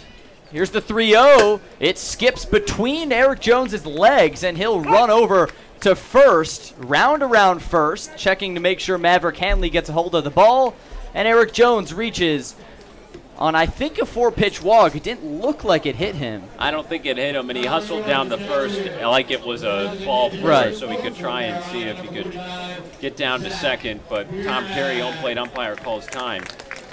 Just a second base runner through 9 batters faced for Adam Lasky here in the bottom of the 3rd inning, and Bierman will get another chance. Zach Bierman, one of the Kettleers' 3 All-Stars, alongside fellow Zach Humphreys and Steven Schock out of the bullpen. Runner at first, that's Eric Jones. He takes the lead. Pitch from Lasky in the dirt. Ball 1, that's 5 consecutive balls. Zach Bierman drew a walk in the 1st inning. .267 hitter on the season, 3 dingers, 15 batted in. Home run on the first pitch of the game last night at Hyannis. And Big Zach digs in, a lefty-lefty matchup here, as the lefty on the mound kicks and deals to Bierman, and he sends it back foul, a 1-1 count.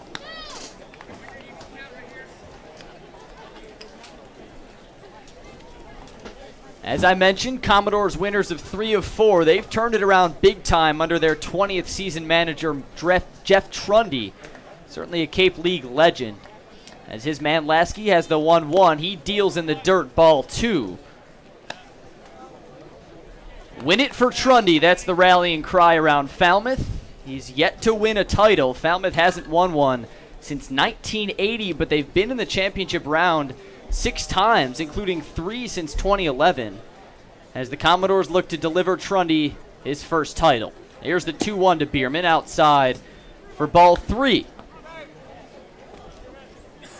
Jeff Trundy was actually let go by the Commodores Board of Directors after the 2011 season. And then the Board of Directors got a plethora of letters and phone calls and angry emails demanding that Trundy be rehired, and just a few days later he was, as the 3-1 is poked into left field, a base hit for Zach Bierman. Eric Jones will stay pat at second, and now the kettle cooking here in the 3rd. 2 runners on with 2 outs. Duke Ellis coming to the plate. Look at Zach Bierman, who is seeing the ball well, make that 7 hits in his last 8 appearances at the plate, or 8 games that he's appeared in at the plate for the Kettleers. Good little opposite field drive there to left. Keep the inning alive for the heart of the order.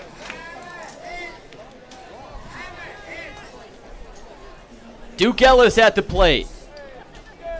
Duke grounded into a double play his first time out. A questionable call at first that Brady North, the first base coach, heavily disagreed with. So did Duke. He comes in here with 2 runners on, looking to avoid the same fate. Bottom of the 3rd, it's 3-0 Falmouth. Here's Lasky's first offering. It runs inside, ball 1, maybe sensing the control getting away a bit from Adam. Yeah, this is a big spot for Duke Ellis, who's proven that he can get on base in a myriad of ways. He's got the speed down the line. He can leg one out. Just got to hit it in the right spot. 1-0 the count, 2 runners on. Lasky kicks, fires, swung on, smacked up the middle, gloved by Logan Davidson. He'll take it to second himself with the unassisted putout. Good contact from Duke Ellis, but even better defense from Logan Davidson. And the Commodores keep the Kettleers quiet. It's still 3-0 Falmouth, heading into the 4th here on the Cape Cod Baseball Network.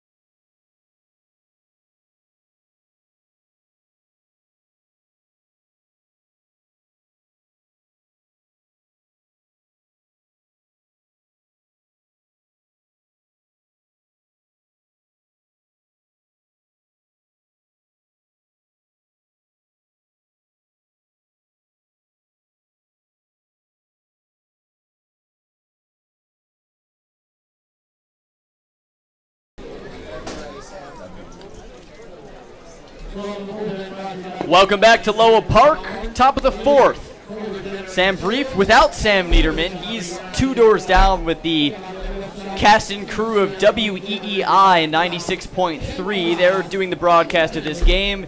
4th inning, they'll take one of the home broadcasters. They took me first time they were here for the doubleheader against YD back on June the 17th. Today, they're poaching Sam, so it'll just be me for this 4th inning. And a pitching change for the Kettleers.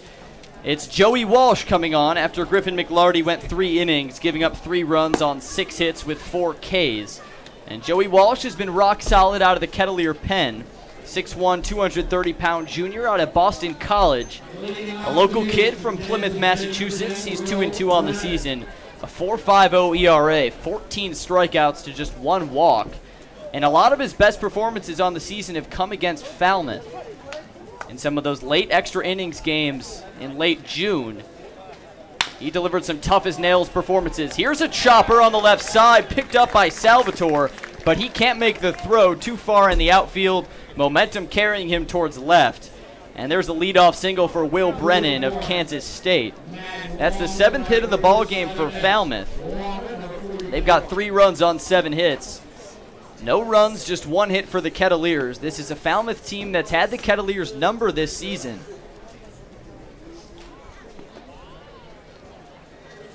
Two wins against the Kets, 1 an extra innings comeback, and 1 when the Commodores exploded for 17 runs. And the other was a 2-2 tie in which an 8th inning home run from Will Robertson knotted it up late at 2.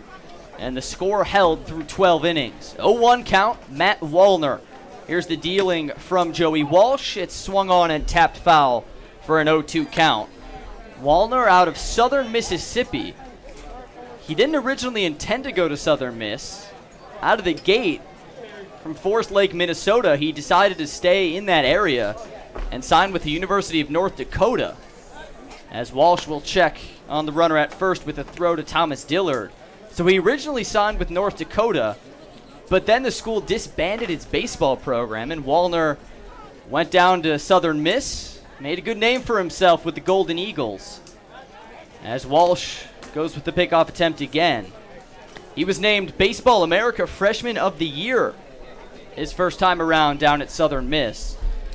One of the best power hitters in the country, double-digit home runs both his freshman and sophomore seasons.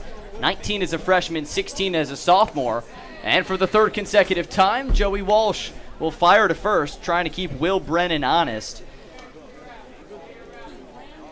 Top of the 4th, it's 3-0 Falmouth. Will Brennan at first, 0-2 count to Wallner. Here's the pitch, it's high and tight. Brushing off Wallner a bit, ball 1. You can tell he goes to Southern Miss. He's got the very sharp Southern Miss kit with the batting gloves, black and gold, also the black and gold Under Armour cleats. As the 1-2 runs in, hits him right between his shoulder blades, right between the 4 and the 4 on his Falmouth uniform. The hit batsman will give Wallner a free pass to first, and with no one out here in the 4th, runners on first and second for the visiting Commodores. Maverick Hanley coming to the plate. As Eric Jones comes out from his squat, delivering the signals to the rest of the Kettleer defense. It's Ryan Reynolds at 3rd, Salvatore at short, Corey Wood at 2nd, and Thomas Dillard at 1st. Mike Roberts has shuffled around the defense a bit as of late, trying to see what clicks, most notably Thomas Dillard starting at 1st, which he didn't do for most of June. Here's the first pitch to Hanley. He lays down a bunt, and it's a pass ball right through the glove of Eric Jones. Both runners advance 90 feet. As the ball didn't hit the bat of Hanley, but rather the glove of Jones, it popped by him. It's an 0-1 count. Now Matt Wallner camped out at 2nd, Will Brennan at 3rd, and Falmouth once again breathing down the necks of the Kettleers. It's been a messy game for Cotuit after a sharp 9-5 win last night over Hyannis. 2 runners in scoring position, Walsh against Hanley, 0-1. Here's the pitch, swing and a miss, strike 2 on a good pitch low from Joey Walsh. Maverick Hanley out of Stanford from Highlands Ranch, Colorado. Gotta be one of the best baseball names on the Cape. Maverick. He steps in with the high socks and stirrups. Starting catcher today for Falmouth. 0-2 count for Joey Walsh with the infield playing in. Here's Walsh's 0-2, swung on, poked right side, it's through. A base hit that'll score a run for Falmouth. As Will Brennan scampers across home to score, it's 4-0. Now runners on the corners with Matt Wallner moving up to third and Maverick Hanley at first with the RBI base knock. And Falmouth looks very sharp early. 4-0, they lead it. An impressive offensive effort for the Commodores. Again, this is, statistically at least, the worst offense on the Cape. A .218 batting average is last out of the 10 teams. Their slugging and on-base percentage is 9th. The fewest hits on the Cape, but they lead it 4-0 here in the 4th. Austin Langworthy, he digs in and takes ball 1 low. Runners on the corner, still no one out here in the 1st. 4 runs on 8 hits, no errors for Falmouth. No runs, 1 hit, 1 error for the Kettleers. Middle of the infield, a double play depth. Corey Wood, the second baseman, in a little. Here's the 1-0 offering to Langworthy. Good breaking ball, pinned on the inside corner, taken for strike 1. Langworthy out of Florida. If you're a big college baseball fan, you might recognize his name from the NCAA tournament. As the 1-1 comes in, swung on, chopped, it's through on the right side. A second consecutive RBI base knock for the Commodores. Matt Wallner comes across to score. It's 5-0 Falmouth as the Commodores continue to pour it on.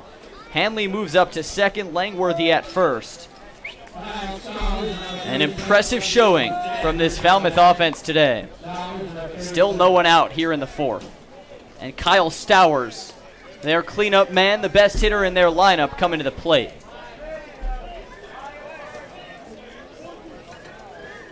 Joey Walsh on the mound in relief for Griffin McLarty, the starter today for Cotuit.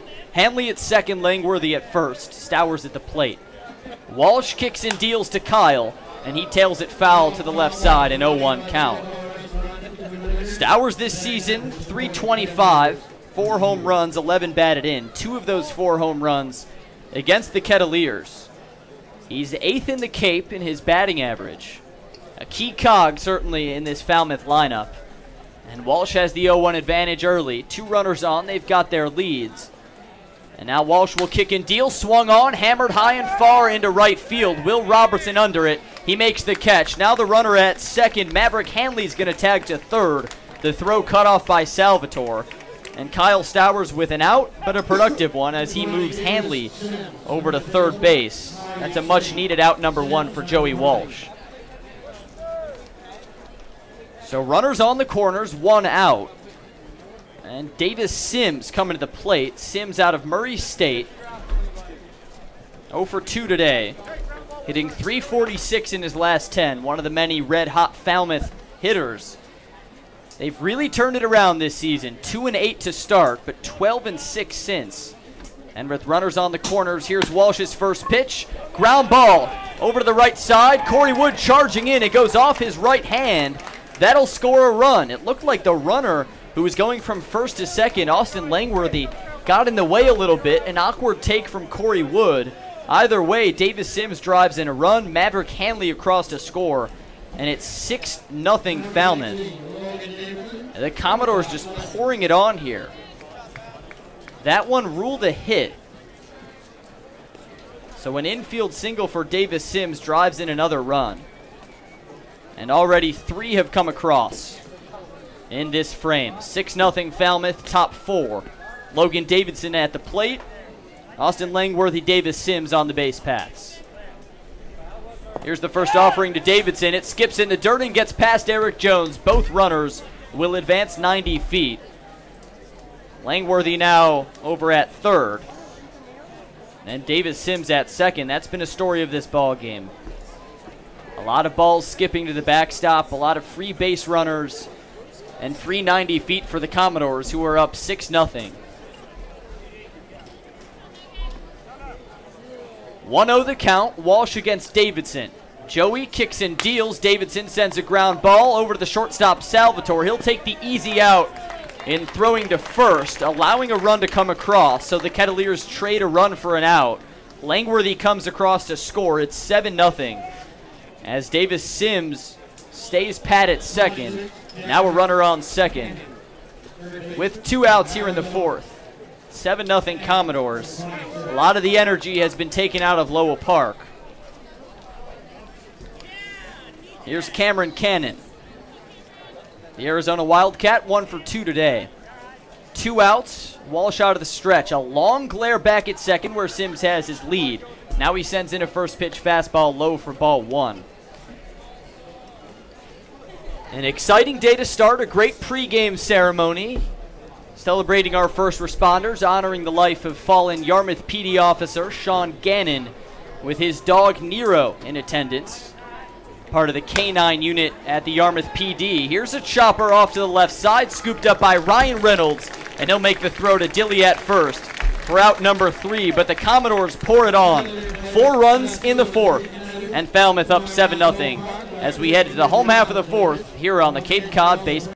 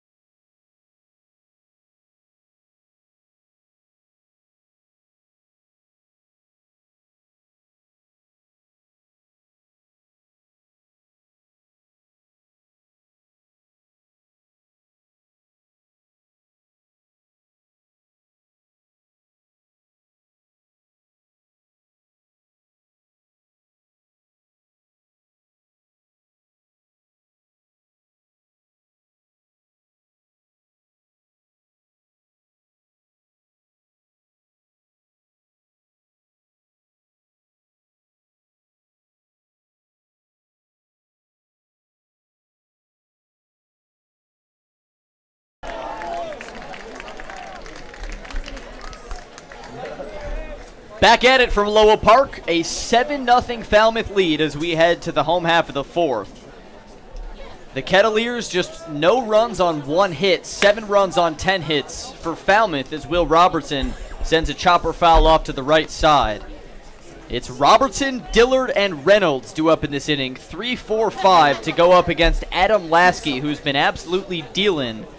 Lasky, the Duke Blue Devil, a 2-0 record coming in, 1.25 ERA. No extra base hits he's allowed this season in 3 appearances. There's another foul ball. And that's been the narrative today, just 1 hit for the Kettleers. That was a single from Zach Bierman. And certainly a narrative of this season. Sometimes the Kettleers have gotten unlucky in that, running into a pitcher who's just humming. As Lasky sends the 0-2, swing and a miss from Robertson, a 3-pitch strikeout to start the 4th. Jared DeCesare from Bourne, Graham Stinson from Orleans, Alec Manoa from Chatham. Those are just a few names of the pitchers that the Kettleers have run into, the aces of a lot of these pens. And for Adam Lasky, one of the aces in the Falmouth pen, he's got 4 strikeouts, and now he'll face Dillard. First pitch strike, outside corner, good curveball from Lasky. It's 7-0 Falmouth in the 4th. As the Kettleers look to get something going. Here's the 0-1. It's low and inside for ball 1. 4th matchup of the season between these two sides. 2 of them have gone to extras. One was a big Falmouth win here at Lowell Park as the 1-1 is taken low for ball 2. The Kettleers have struggled this season against the West, a 4-9-2 record, while Cotuit's 9-4 against the East. 2-1 on Dillard. Here's the pitch. and Dilly swings right through it for a 2-2 count. Falmouth, meanwhile, has been so good away from home and at times pitiful at home. Here's the 2-2 to Dillard. It's low for ball 3. In fact, the Commodores have the best road record in the Cape at 10-4. On the flip side, the worst home record on the Cape, 4-10-1, as Thomas Dillard sends a ground ball to the shortstop Davidson, and he throws out his fellow home run derby participant with the 6-3 putout. There's a quick 2 outs for Adam Lasky. It's been incredible, the home road splits for Falmouth. If you're a baseball junkie and you like some of those splits, home road splits, left-right splits, head over to pointstreak.com. You can see all the Cape League splits there. And there's no more drastic split than the home road splits for Falmouth, hitting just 173 back at Gov Fuller Field in Falmouth, as Ryan Reynolds sends the first pitch foul. 259 away from home, with 10 wins at home, or 10 losses at home, 10 wins on the road. And they've been world beaters here at Lowell Park. A 7-0 lead in the 4th. 2 outs. Here's the 0-1 to Ryan Reynolds. It trickles in low and away, or low and in. Ball 1.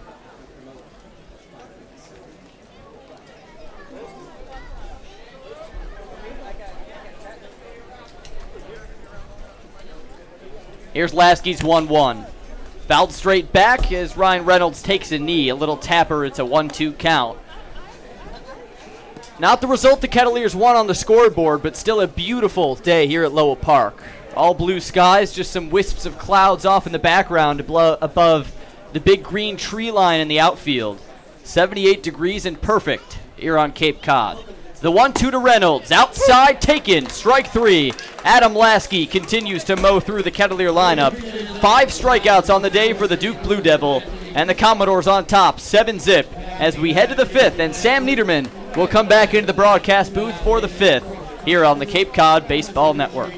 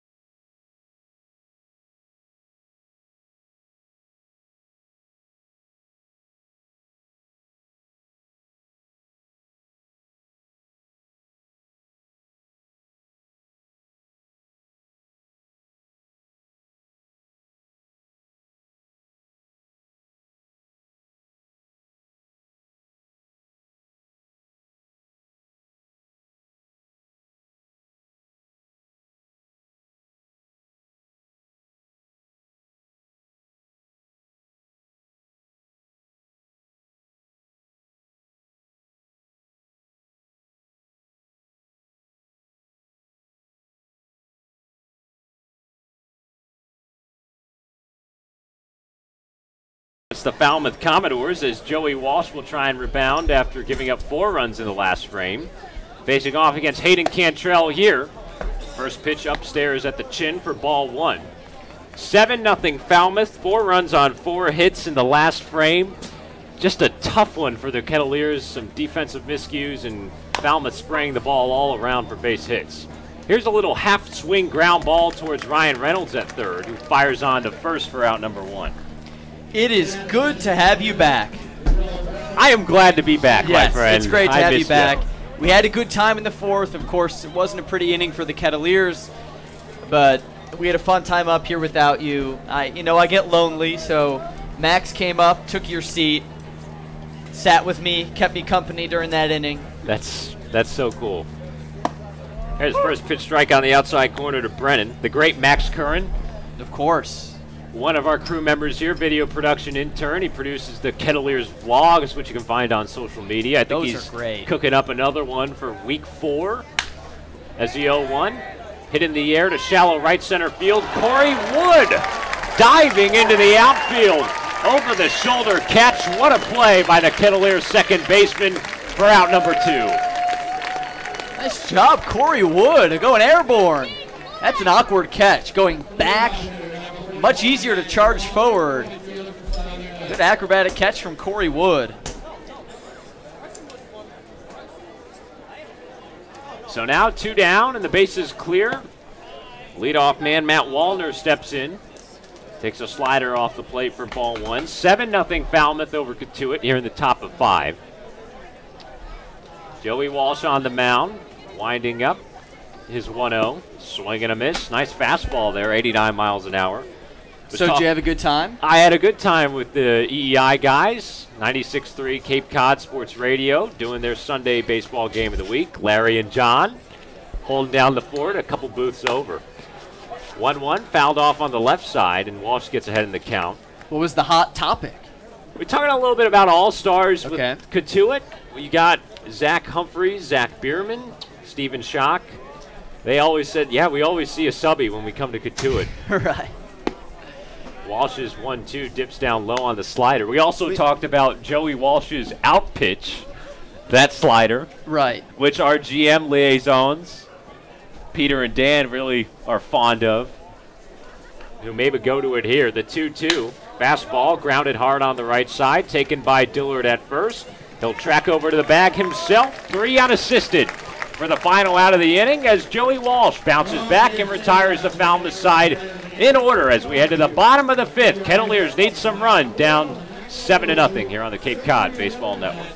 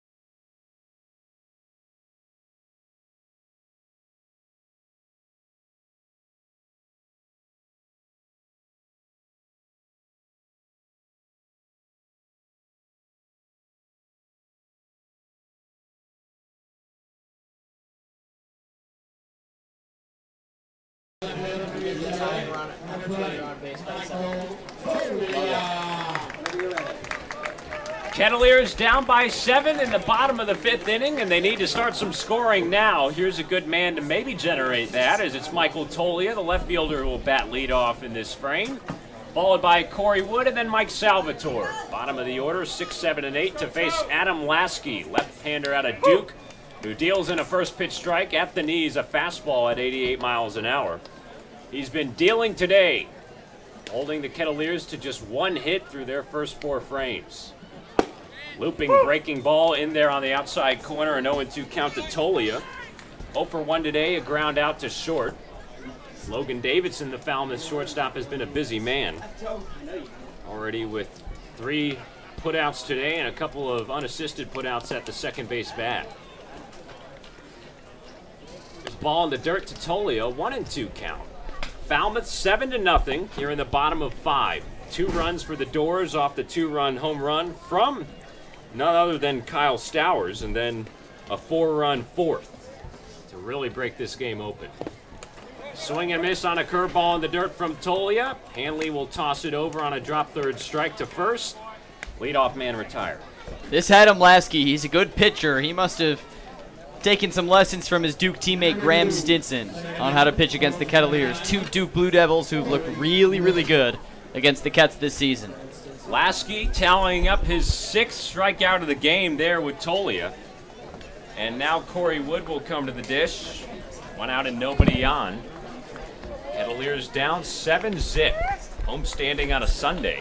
Of course, Sundays have been the lucky day for Cotuit this season. 5-0. Undefeated 5-0. They grabbed that 4-3 win over Harwich a week ago. As Wood takes a fastball on the outside corner. Phenomenal day of the week. The only day of the week where Cotuit hasn't lost, and they're in jeopardy of adding a blemish to that record here at home. 0-1 to Corey Wood. Backs him off a breaking ball that looks like it hit him. A dead ball behind home plate. Yes, indeed. It hit batsman Corey Wood, and he'll trot on down to first. 1 out base runner for Cotuit. And while we're on the topic of Corey Wood, how about that catch he made in the top of the 5th inning? A moment where the Kettleers really needed something to cheer about, and he did it big time. Acrobatic, leaping catch going back. Excellent stuff from Corey. Now Mike Salvatore, shortstop from Florida State, steps in. Hard ground ball on the left side. Davidson at short. Flips it to second for 1. The relay not in time at first. Salvi able to reach a 6-4 fielder's choice. Retiring Corey Wood at the bag at second. Now 2 down here in the bottom of 5. So just like that, the busy middle of the infield for Falmouth able to retire the lead runner. Combo of Davidson at short and Cantrell at second base. They erased a leadoff walk to start the game when Zach Bierman got on, and then Duke Ellis grounded into a 6-4-3 double play. Now Eric Jones takes a fastball right down the pipe for strike 1. Shadows beginning to cast on to Lowell Park here on this Sunday evening. First Responders Day at the ballpark. Plenty on hand to watch this one. 0-1 to EJ, down and in, 93 on the radar gun there on that fastball from Lasky, 1-1 count. Something about these Duke pitchers. Graham Stinson, as Sam mentioned, the 5-inning, 12 strikeout performance for Orleans in a game that Cotuit eventually came back and won 5-4. Big hearty cut from Eric Jones on a changeup there, pulled the string on him, 1-2. That's why I feel like I can talk about that game so much, because yes, Graham Stinson was awesome. He mowed through the Kettleer lineup, but that was one of the highlights of the season. Down 4-0 in the 7th, a 5-run 7th. Matthew McCourt, I remember sparking that rally, and the Kets won. Jones trying to protect with 2 strikes. Looks at a slider that ran inside for ball 2. Of course, McCourt, that 2-run pinch hit single back in the 7th inning. Eventually a 5-run frame. Kettleers no stranger to big innings against the Firebirds. 7 runs in the 8th inning. The last time they played on Monday for a 12-7 victory. Man on with 2 outs, a 2-2 count to Jones at the plate. Time called behind the home plate. Tom Carey, the umpire. Those Orleans games are fun. You never know what's going to happen. Yep. It's kind of sad that we only have 1 more on the calendar. That will be down in the jungle Friday, July the 27th at Eldridge Park. Swing and a miss on the 2-2 pitch from Jones. Another good off-speed pitch from Adam Lasky, who's dealing it in to Cotuit. 7 strikeouts through 5 shutout frames, and we head to the 6th. Cotuit down 7-0 against the Falmouth Commodores. We'll be right back here on the Cape Cod Baseball Network.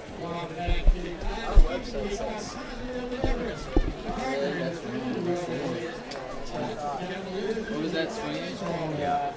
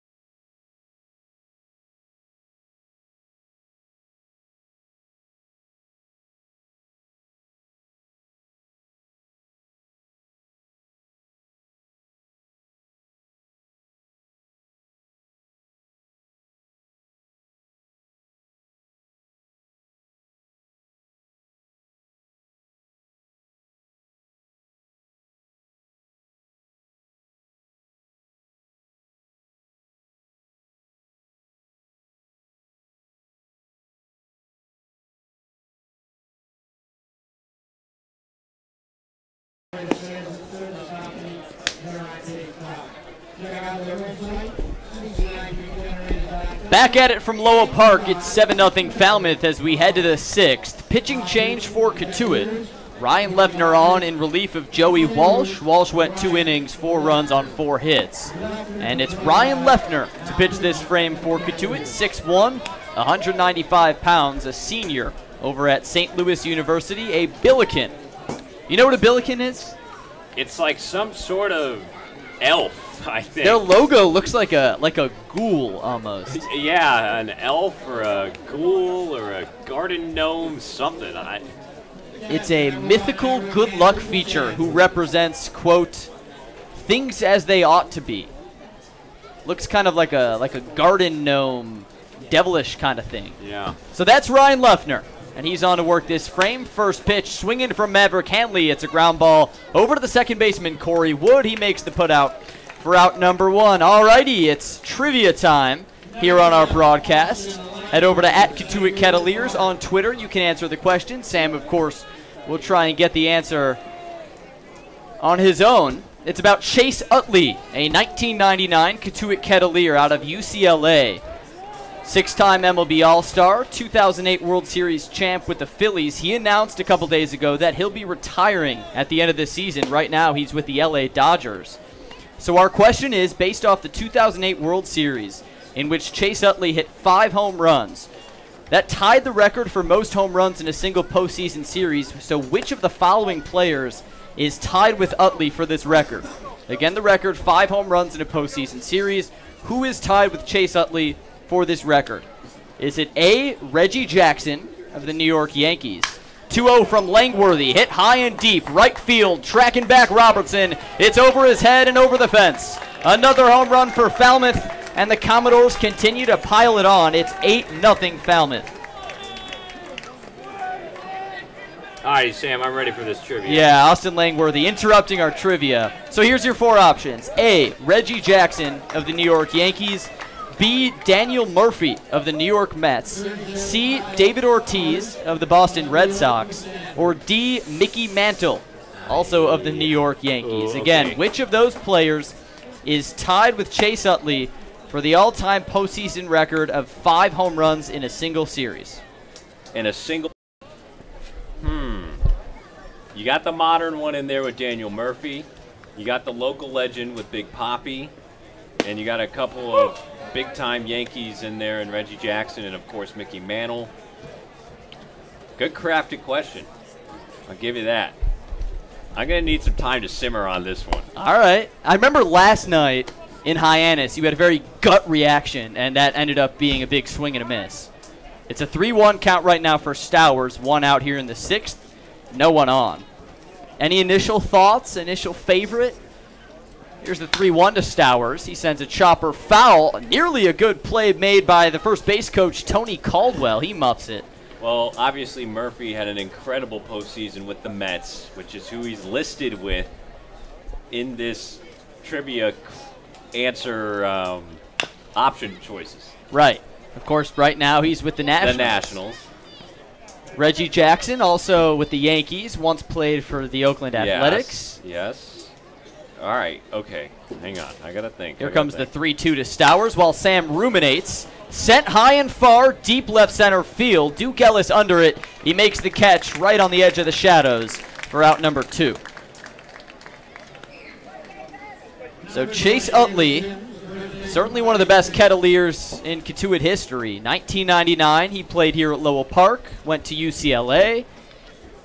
One of the best Phillies of all time, as he won the 08 World Series. Part of that squad, Jimmy Rollins, Ryan Howard, great pitching staff.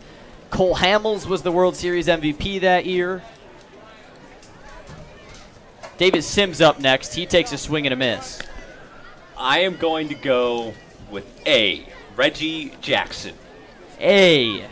And why is that? Because you have the modern power in Murphy. You've got 2 Hall of Famers in Mantle, and then, of course, Ortiz. Here's a ground ball to Ryan Reynolds. He'll glove and throw for out number 3. Ryan Leffner ends the inning But first, another home run from Falmouth. Austin Langworthy goes yard. It's 8-0 Commodores. We'll have some more trivia discussion on the other side of this quick break on the Cape Cod Baseball Network.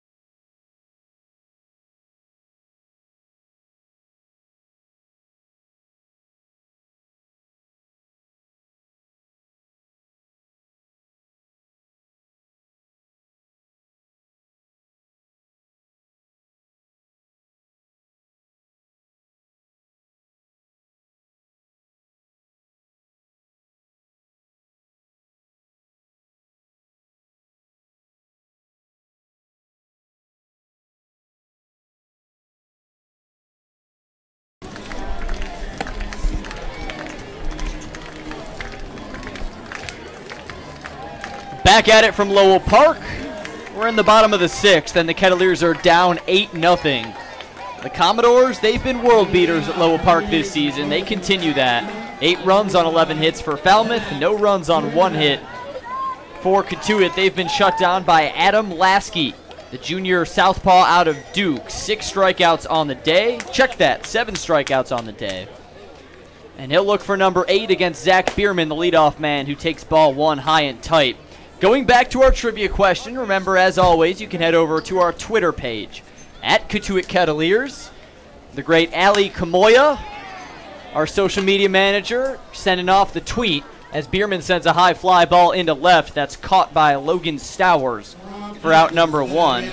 On Chase Utley, a former Kettleer who recently announced his retirement.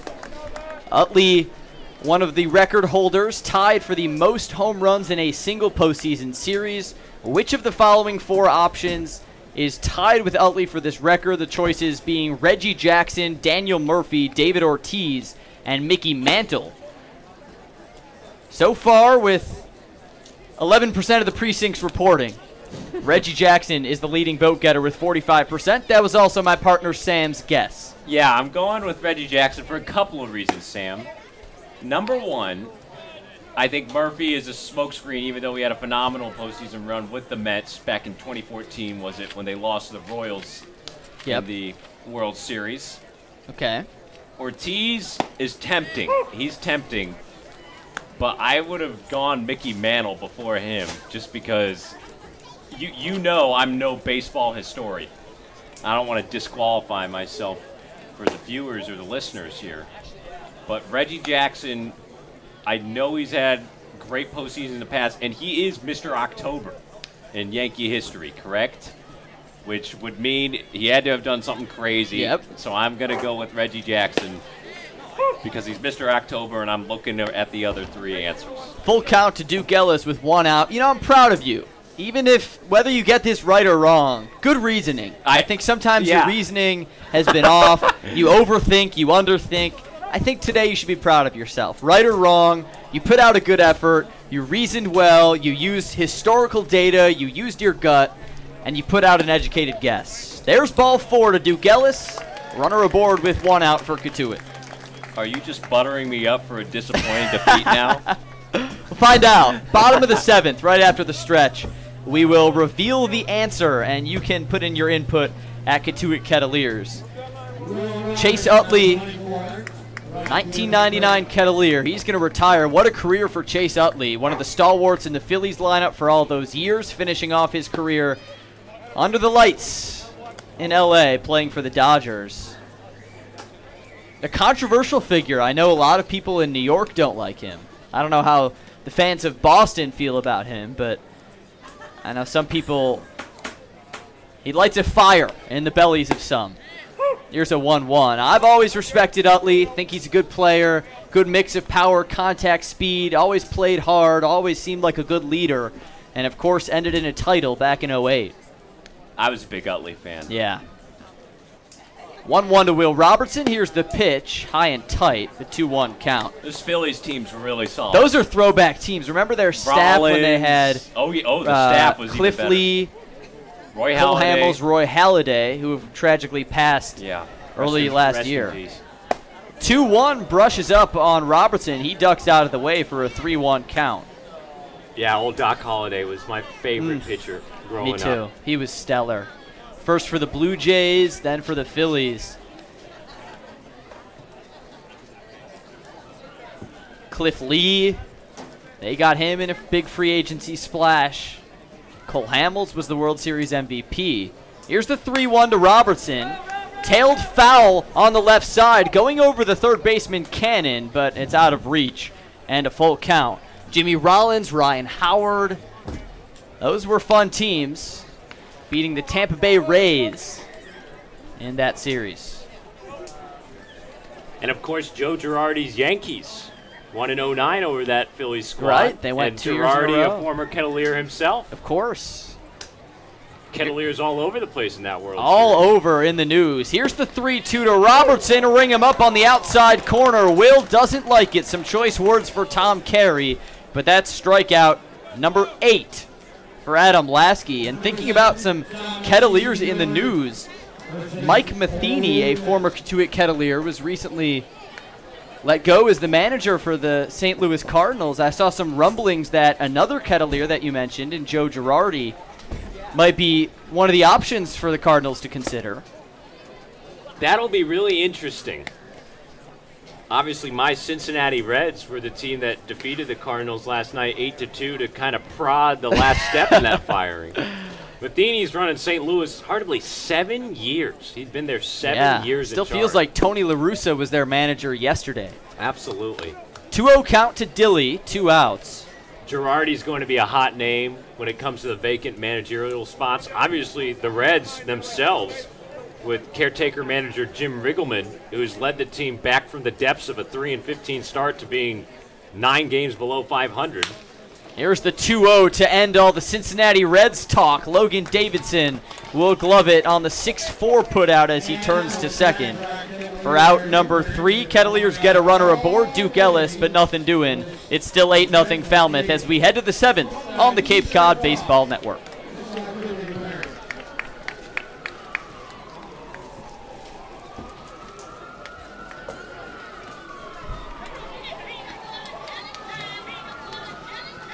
Good banter in that one. That was good. Dude, I could talk.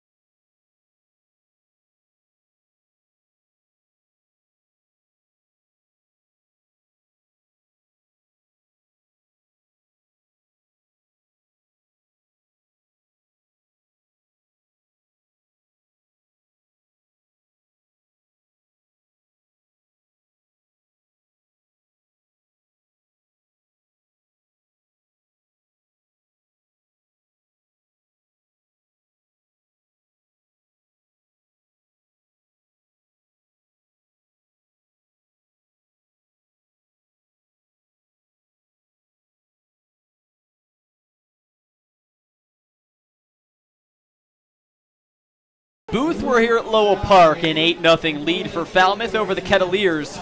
As we enter the 7th, pitching change for Cotuit. Ryan Leffner exits, and enter Luke Chevalier. Luke Chevalier, the Cotuit native, on to work this inning for the Kettleers. And now let's send it down to our sideline reporter, Mason Horodisky. What say you?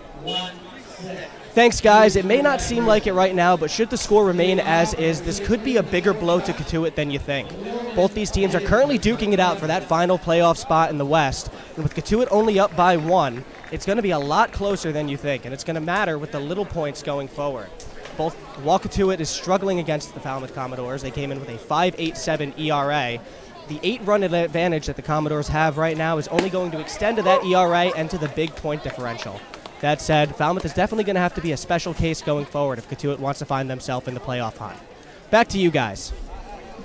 Thank you, Mason. That's Mason Horodisky, the third member of our crew, talking about the Kettleers' playoff hopes. Looking at that crowded West Division, Wareham on top, Kettleers in 4th with those 28 points, as Logan Davidson swings and misses.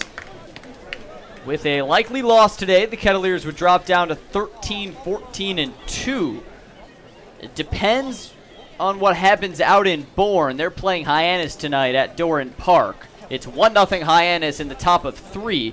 If Bourne loses, the Kettleers would stay in 4th. If Bourne wins, the Kettleers would drop down to 5th.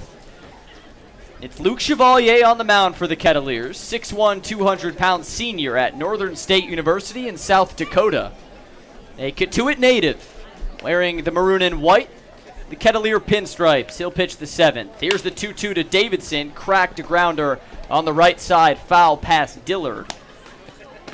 And the count stays at 2-2. Chevalier, a temporary player out of Northern State, upgraded last week to a permanent player. What a great story for Luke Chevalier. 1-0 on the season, a 3.17 ERA in 6 appearances and 2 starts.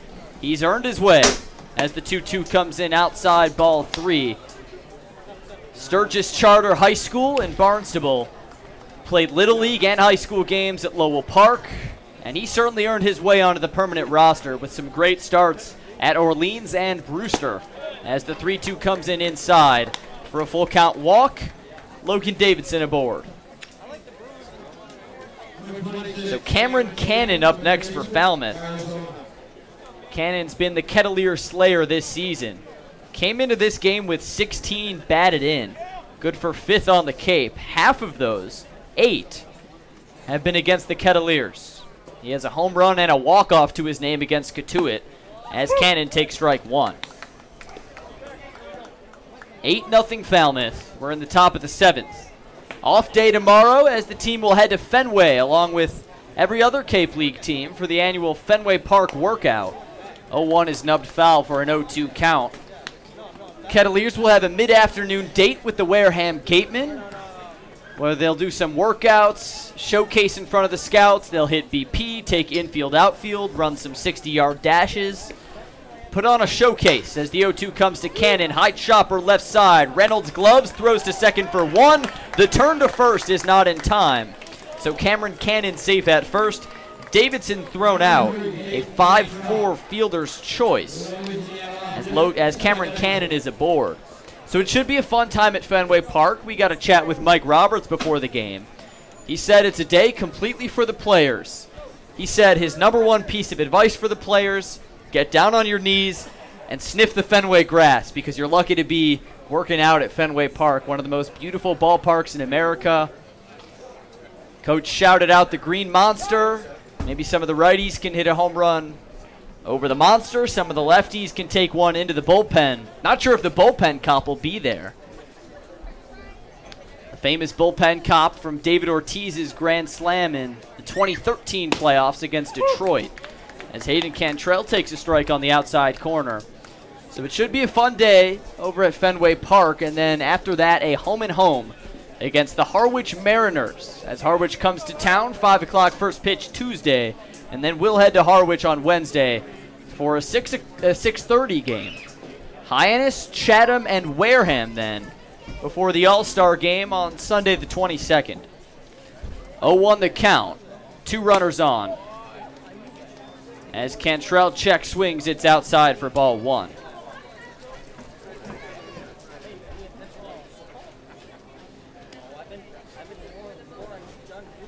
Here's the 1-1 to Cantrell, turned on the inside corner for strike 2.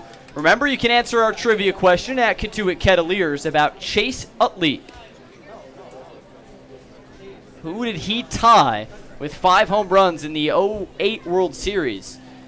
Sam guessed Reggie Jackson as strike 3 comes in to Hayden Cantrell.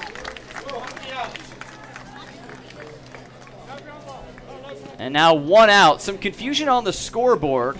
Our PA announcer, 1 booth down, calling down to the umpire to ask how many outs. As Will Brennan, the Kansas State Wildcat, will come to the plate. 2 runners on for Falmouth. They lead it 8-0 here in the 7th.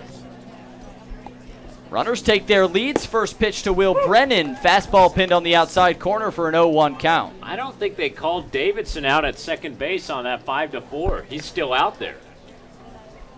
They must have said Corey Wood was pulled off the bag. They didn't really make that clear. So I guess it's just 1 out here.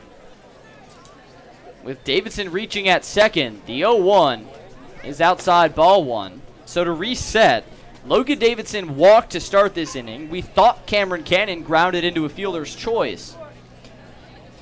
But the ruling was that Logan Davidson was safe at second. Here's a ground ball that gets past Dillard at first. Corey Wood backs him up, throws to Luke Chevalier, who covers the bag well, and there's out number 2. Both runners advance. Now Davidson at third, Cannon at second, 2 outs for Chevy. Great hustle by Chevy to get over to the bag. Way to stick with it. Corey Wood off the ricochet from Dillard's glove. Good job by the entire right side of the infield there to get that critical second out. So I guess we'll call it an infield single for Cameron Cannon, as he reached here in the 7th. Now it's the leadoff man in Matt Wallner who takes strike 1. Runners on second and third. Davidson at second, Cannon at third. It's still 8-0 Falmouth as Wallner sends a laser to the shortstop Salvatore. He gloves and fires to first. To end the inning and the chaos, it's still 8-0 Falmouth. Time for the 7th inning stretch. Here on the Cape Cod Baseball Network, we'll be right back. It's 8-0 Falmouth.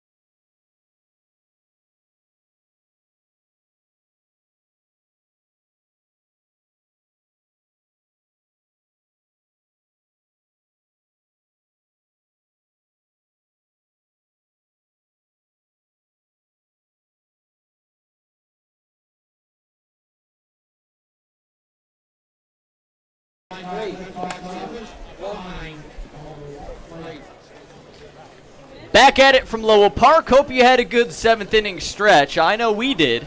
It's 8-0 Falmouth, however. Here in the 7th, pitching change. That's good news for Cotuit. Adam Lasky comes off. A.J. Block comes on. Lasky, what a dime of a performance. 6 innings, 1 hit. No runs for Cotuit, 2 walks and 8 strikeouts. And the new man on the mound for Jeff Trundy is another southpaw in A.J. Block, 6'5", 215 pounds.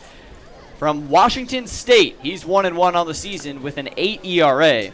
And he'll face the middle of the order, 5, 6, 7, Ryan Reynolds, Michael Tolia, and Corey Wood. All right, time to revisit our trivia question. It was Chase Utley themed, 1999 Kettleer that recently announced his retirement at the end of this season. So during the 08 World Series, Utley hit 5 home runs with the Phillies, tying Player X for the most home runs in a postseason series. The 4 options were Reggie Jackson, Daniel Murphy, David Ortiz, and Mickey Mantle. Sam guessing Reggie Jackson. 50% of you on Twitter also guessing Reggie Jackson. And that is the correct answer. Boom! That's what I'm talking about. Back Congratulations, in the win column, friend. baby. Congratulations. I knew I had you. I knew I had you right when you were Yeah. congratulating me on my logic. I was buttering you up. I knew you were going to right. let me down like that. Yeah. Reynolds takes strike one. So it was Reggie Jackson. Bonus points for you if you can name the player in between 08 and now that tied up Jackson and Utley. There's a third player, a more recent player, who also holds the record with 5. It's going to be Murphy. It's not Murphy. Oh, no. It's not Murphy. Man. It's not any of the players on the list. Oh, man. Okay. 1-1 to Reynolds. Looping breaking ball. I thought it surely would have been Murphy because I know how you crafty. No. You like to put the wrong answers have some other thing to do with this. No, not Murphy. The other answers were random. I put Okay. Murphy, as you suspected, just because he had that good run with the Mets. Ortiz to go with the Boston angle, maybe get some Red Sox fans, and then Mantle just as the old-timer. Yeah. But can you guess? Okay. It was a World Series. I'll give you that. It was in the World Series sometime in the last couple of years. 2-2 to Reynolds, swing and a miss, strike 3. A.J. Block welcomes himself to Lowell Park with a strikeout. Yeah, picking up right where Lasky left off. Now 9 strikeouts to batters through 6 1/3 innings for the Falmouth pitching staff. But the question was, which one? Give me the. Okay, I'll rephrase. Yeah, there are please. 3 Thank you. players in MLB history to hit 5 home runs in a postseason series. Coincidentally, all of them were in the World Series. One was Reggie Jackson in the 70s. One was Chase Utley in 08. And one was Player X in the World Series in the last couple of years.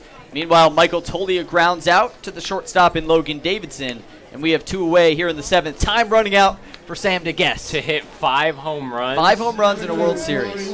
Okay. And it was in between 08 and now? I'll narrow it down. I'll say it was in the last 3 years. Give me. It couldn't have been Yuli Gurriel last year. Give me. I'm trying to cycle through. And there wasn't anybody in that Cubs series, I don't think. Here's the 1-0 to Corey Woods, slapped on the right side. Over to the second baseman, Cantrell. He turns to first. All right, final guess. I will go with George Springer. Yep. Oh, Correct. man. George All right. Springer. In the 2017 World Series, he hit 5 as the Astros beat the Dodgers. Well done. So you get the question right. You get the bonus point. A job well done, my friend. Thank you, Sam. Thank you, man. I think that was level 1. Congratulations to the other 50% that won with me. We did it together. A job well done. Job well done. All right, we will head to the 8th. That was out number 3 from Corey Wood. It's 8-0 Falmouth. Heading into the 8th. We'll be right back on the Cape Cod Baseball Network.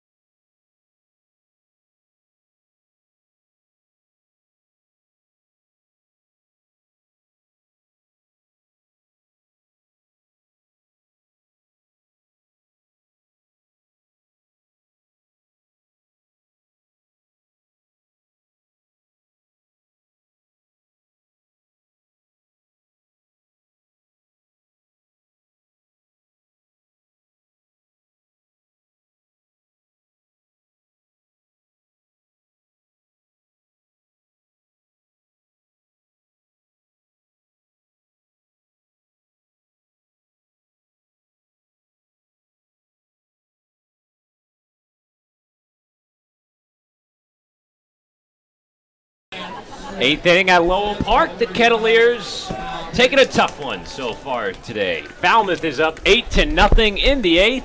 And a new pitcher on for Cotuit. It is Ryan Smith, the left-hander from Princeton, who will come on as the 5th arm used today from Jerry Weinstein's bullpen. And a pinch hitter coming into the ball game, swinging and missing at a fastball there, Herbert Iser, catcher from Dallas Baptist University, will lead things off here in the 8th. Pinch hitting for Maverick Handley, as manager Jeff Trundy will rest his legs for the final 2 frames of this one. Iser in at catcher.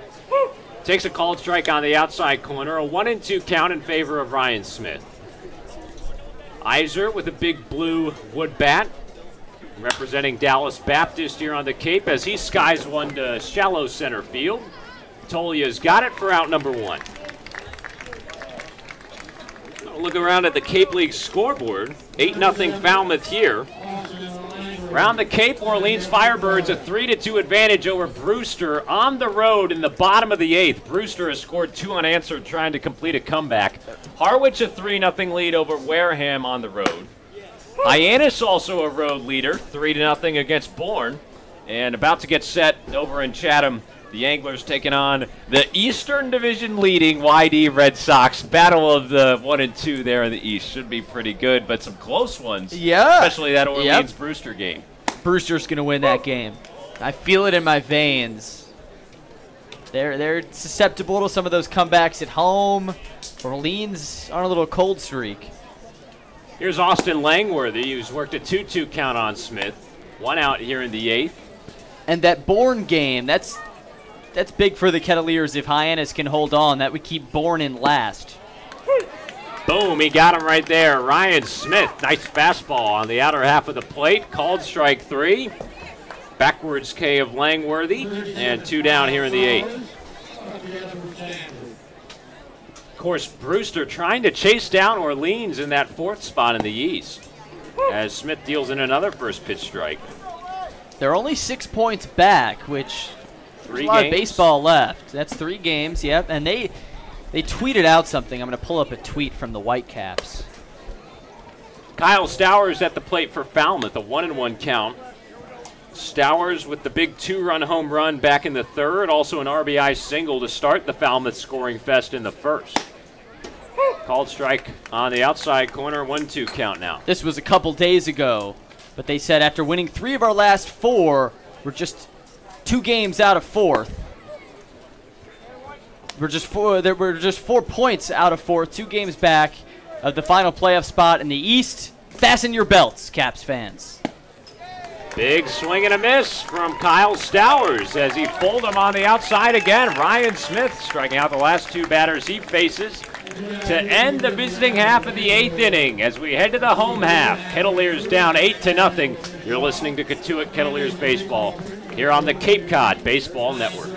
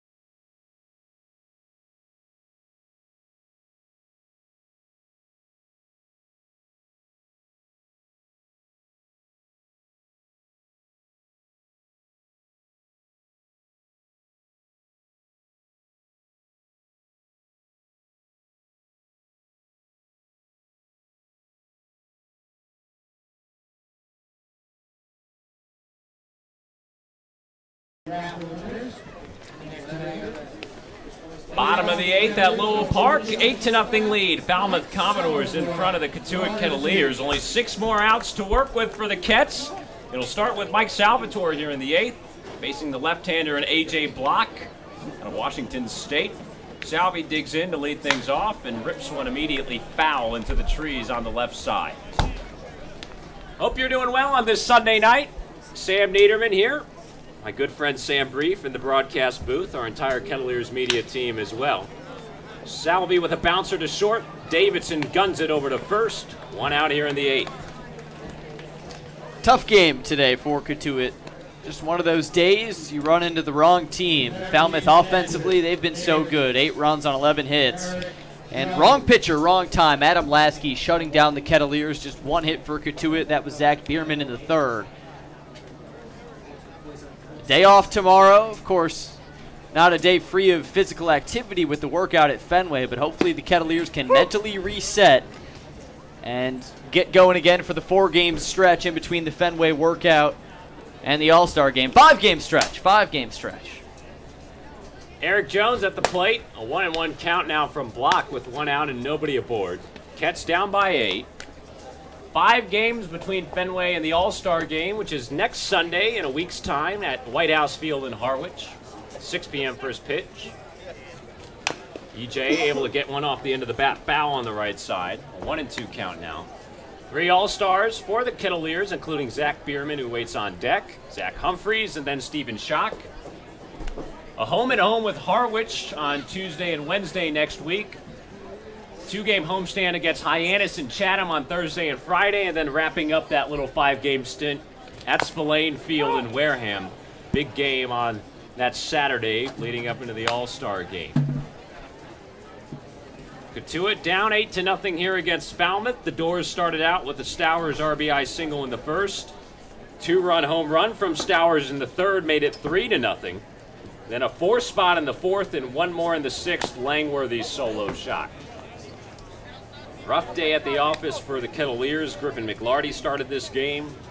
3 innings, allowing 3 runs on 6 hits. Joey Walsh gave up the 4 spot back in the 4th. Ryan Leffner's come on for an inning of work. Luke Chevalier on for an inning of work. Ryan Smith looked really strong in the last frame. But nothing doing for the offense. That's been the story. No runs on 1 hit and sloppy defense as well from Cotuit today. 2 errors on their scoreboard. Jones at the plate, 0 for 1 with the walk and a strikeout. 2-2 offering from Block. Hit back on the line, foul behind home plate. How about the World Cup final earlier today? In Russia, wrapping up the world sports biggest event. 2018 World Champions, France. A 4-2 victory over Croatia, the underdogs that made it all the way to the championship. 2-2, chopped over towards 3rd. That's foul, though, before it was picked up by Cannon. Enjoyed watching it with you over some delicious eggs for breakfast. Oh, yeah. The native Manor eggs from our wonderful host, Michael Gross. Hosting us here all summer. Special shout out to Michael and Barbara, his partner, who have taken such great care of us. The native Manor eggs. Oh, eggs over easy. Delicious. Could never replicate it myself. Nice and soft. The yolk is there and then just melts in your mouth. It does. The native Manor secret. That's the secret. Add a little water to and you them, just I let believe. it steam, I think. Yeah. That's the. He doesn't actually flip the eggs. He just lets them steam with some water, cooks the top. Nice runny yolk. Nice creaminess around. Throw a little pepper on there. Under some toast. Man. I could go for some eggs again. Yeah, can you do the last 2 innings by yourself? I'm going to go get some eggs. Called strike 3 on Jones at the plate. Didn't like the call. Got the outside corner according to home plate umpire Tom Carey. That's a backwards K for out number 2 here in the Cotuit 8th. And now Zach Bierman will stand in. But the toast, I love the toast. The pepper also makes it for me. I think the pepper adds a punch to the flavor. But the Ezekiel bread, I love the Ezekiel bread. Yeah, that's your bread. That's your bread. I mean, the pepper's huge with the eggs. Peppered eggs? No better way. Blocks 1-0 to Bierman. Hanging breaking ball, called for a strike to even the count. Cotuit only with 1 hit today, here with 2 outs in the bottom of the 8th inning. 1-1, hit back foul from Bierman. The man at the plate responsible for that lone Cotuit hit. Singled back in the 3rd inning. Walked to lead off the game. But other than that, has not been much activity for the Kettleers offensively. Another cut and a miss on a breaking ball in the dirt. And A.J. Block strikes out the last two batters to dust off the Cotuit homestanding 8th inning as we head to the 9th. All Falmouth here at Lowell Park, 8-0 when we come back here on the Cape Cod Baseball Network.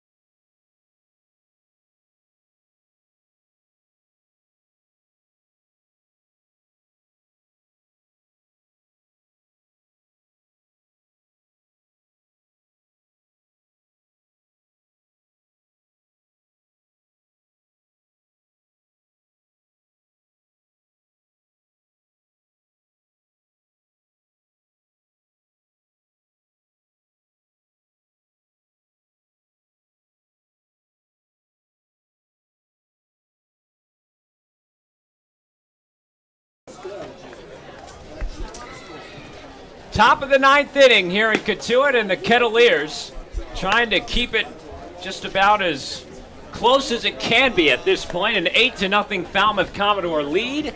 Sun going down here at Lowell Park, and a new pitcher on for the Kettleers. It will be the 6th arm that is thrown out so far today. It's the left-hander from Wright State University, Zane Collins. Come on, the sinker baller getting some mop-up work here with his team down by 8 runs. We'll be facing the middle of the Falmouth order, Davis Sims, Logan Davidson, and Cameron Cannon. Big first baseman from Murray State steps in as Zhang kicks and delivers. First pitch, ground ball, cued over to second base. Corey Wood with a good throw for out number 1. And Zane Collins was totally solid his last time out against Wareham. 1 inning, gave up no runs, no hits.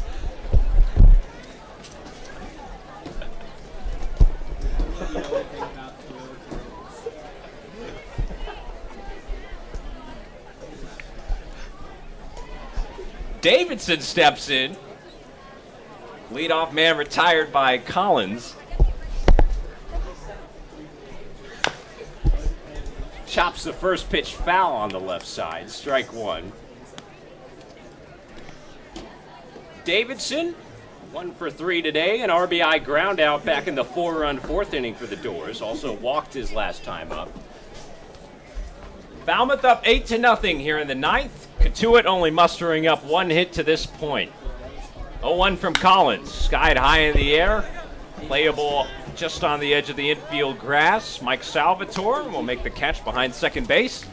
Second out of the inning. Certainly a highlight of the day for the Kettleers was Corey Wood making that acrobatic catch to end, or actually for the second out of the 5th inning.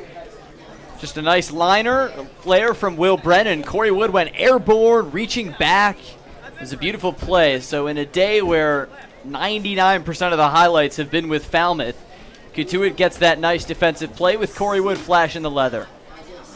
Now Cannon, who launches one deep in the air towards left field, but that'll get out of play, foul. Zane Collins coming on here in the 9th, retiring the first 2 batters that he faces. Crowd starting to file out here at Lowell Park. As Zane, the lefty, will kick and deal. Herky-jerky, the 0-1. Yanked over to shortstop. Salvi, good throw. 1-2-3 inning for Cotuit. Zane Collins doing his job. 8-0 Falmouth. Last stand for Cotuit coming up next here in the bottom of the ninth on the Cape Cod Baseball Network.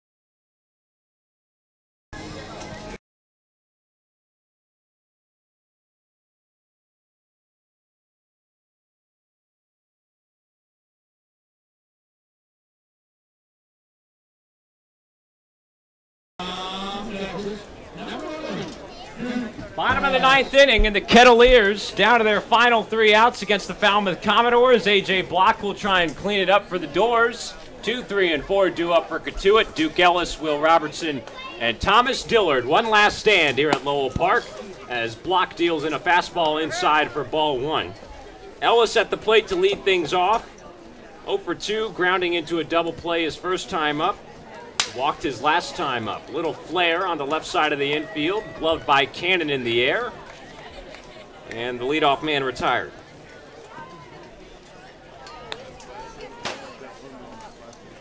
So Falmouth coming into Lowell Park today and delivering a big blow to Cotuit hopes here on this week, where they started on the road against the Bourne Braves, losing 9-3, a comeback win over Orleans on Monday, or rather Tuesday, 12-7, and then losses against Hyannis and Wareham, including that 2-2 tie.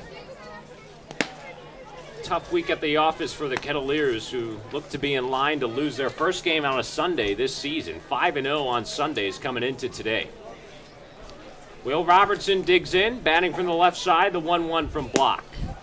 Outside, 2-1. It's good to see a lot of Eastern Division games coming up. With this loss, the Kettleers are 4-10-2 against the West, 9-4 against the East. Home and home with Harwich, Chatham on Friday. So some big chances for the Cats.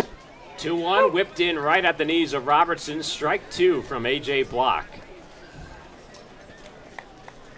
Quiet crowd here at Lowell Park. Blue sky still overhead as the sun sets, as Robertson reaches and taps one on the right side. Tough play for the second baseman and Cantrell, who tried to shovel it over out of the glove over to first base, but unable to make a clean play. So Robertson will get aboard. They'll rule that a hit. Just the second one of the ball game for Cotuit, and a base runner here in the bottom of 9 with 1 out. Good job, Will Robertson, always fighting. Offensively, just 2 hits, 2 singles for the Kettleers. One was the poke from Bierman, and then that little infield single for Will Robertson. Just a tough day at the offense for the Kettleers. Now Thomas Dillard, blocked from the stretch. First pitch strike, nice slider on the inside part of the plate. Dillard at the plate today, 0 for 3. Grounded into a fielder's choice his last time up. Blocks 0-1, high and away to even the count. Cotuit down 8-0, in danger of being shut out at home for the first time this season. Block comes set, the big lefty closed off, now to the plate. 1-1 is in the dirt. Herbert Iser, the catcher who was a pinch hitter back in the 8th inning, is the new battery mate for Block out of Dallas Baptist University. Number 34, big fella behind the plate. Rest of the Falmouth defense stands. Robertson leads the 2-1. Looped in, breaking ball for strike 2. Nice pitch from Block. I believe this would be the first shutout of the season, home or road, for the Kettleers. Even in some of the ugly games, they've been able to muster across 1 run. Dillard trying to change that. The 2-2 grounded through the right side. Robertson hesitates and does not get hit by the ball as he'll run into second base. A 1-out single from Thomas Dillard. Now back-to-back base knocks for the Kettleers. We'll have first and second. 1 out in the bottom of 9, and Ryan Reynolds coming to the plate. Even though this one's going to be chalked up as a loss, it'd be really nice to get 1. Just to get 1 run on the board. An 8-1 game, obviously both are relative blowouts, but an 8-1 game looks better than an 8-0 game. And if the Kettleers are able to put together a nice little inning, that could give them a little momentum heading into the little break with Fenway. First pitch to Ryan Reynolds, chopped on the left side, but just outside the third base bag, foul. Big Michael Tolia waiting on deck. Cotuit's offense has really been the kryptonite this season. 8th in the league in batting average. The 9-5 win over Hyannis gave a little bit of life, but it just has not been here today. Reynolds fans at the 0-1 offering. Good changeup on the outside part of the plate, and he's down in an 0-2 hole. Runners on first and second. Kettleers down 8-0 here in the bottom of 9. Dillard on first, Robertson on second. Infield creeping in. Here's the 0-2 from Block. Wayward curveball for ball 1.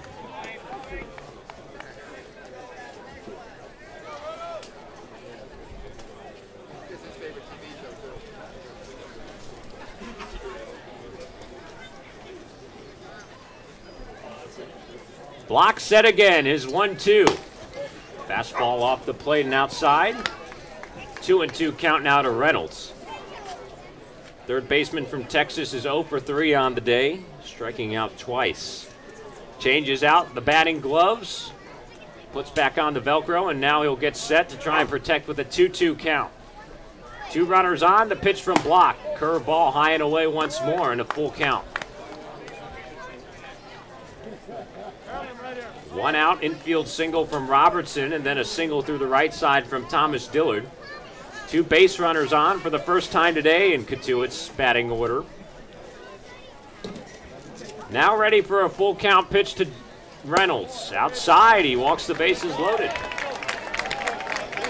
Curveball not working for Block in that at-bat. He missed about 3 times in the same spot in the other batter's box. And now the base is full for Michael Tolia. So you're saying there's a chance.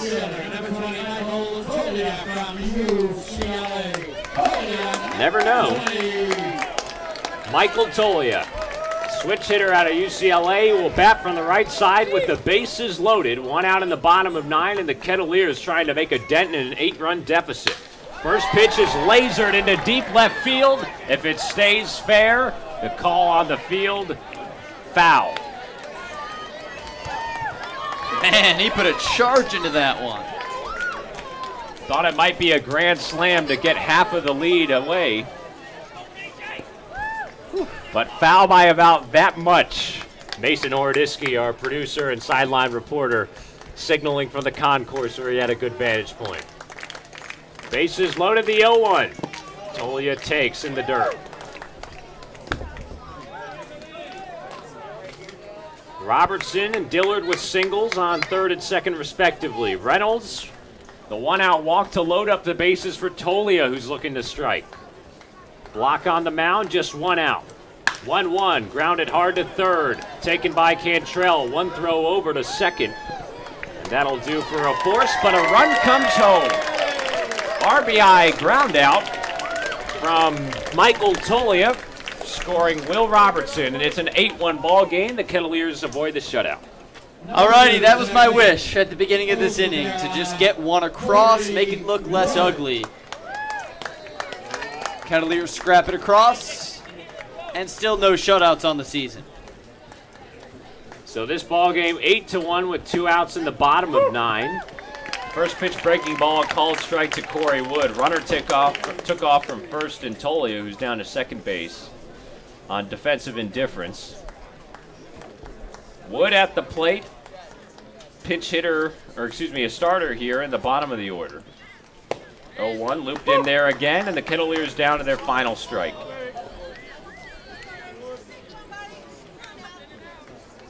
One run coming home in this 9th inning off of Tolia's RBI fielder choice. 2 runners in scoring position with 2 outs for Corey Wood. The 0-2.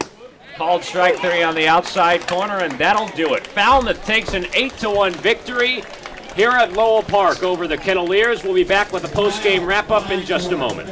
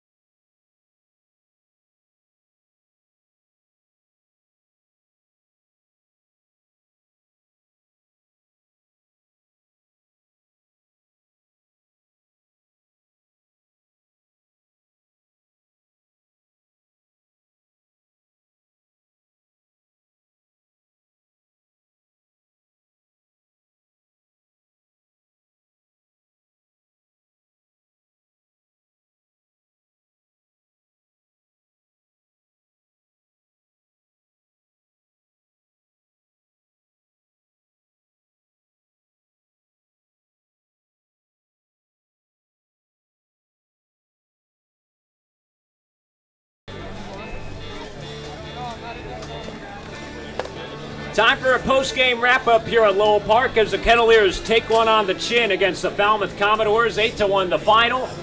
Ket's able to muster across 1 run in the bottom of the 9th inning, but a dismal day at the plate for Cotuit. Pitching wasn't so hot either, and this one to put in the rearview mirror. An off day tomorrow as the Kettleers will go down to Fenway Park in Boston for the Cape League Pro Scout Showcase. Should be a fun day, but not a fun day here at the ballpark as Cotuit drops down below 500 once more with an 8-1 loss against Falmouth.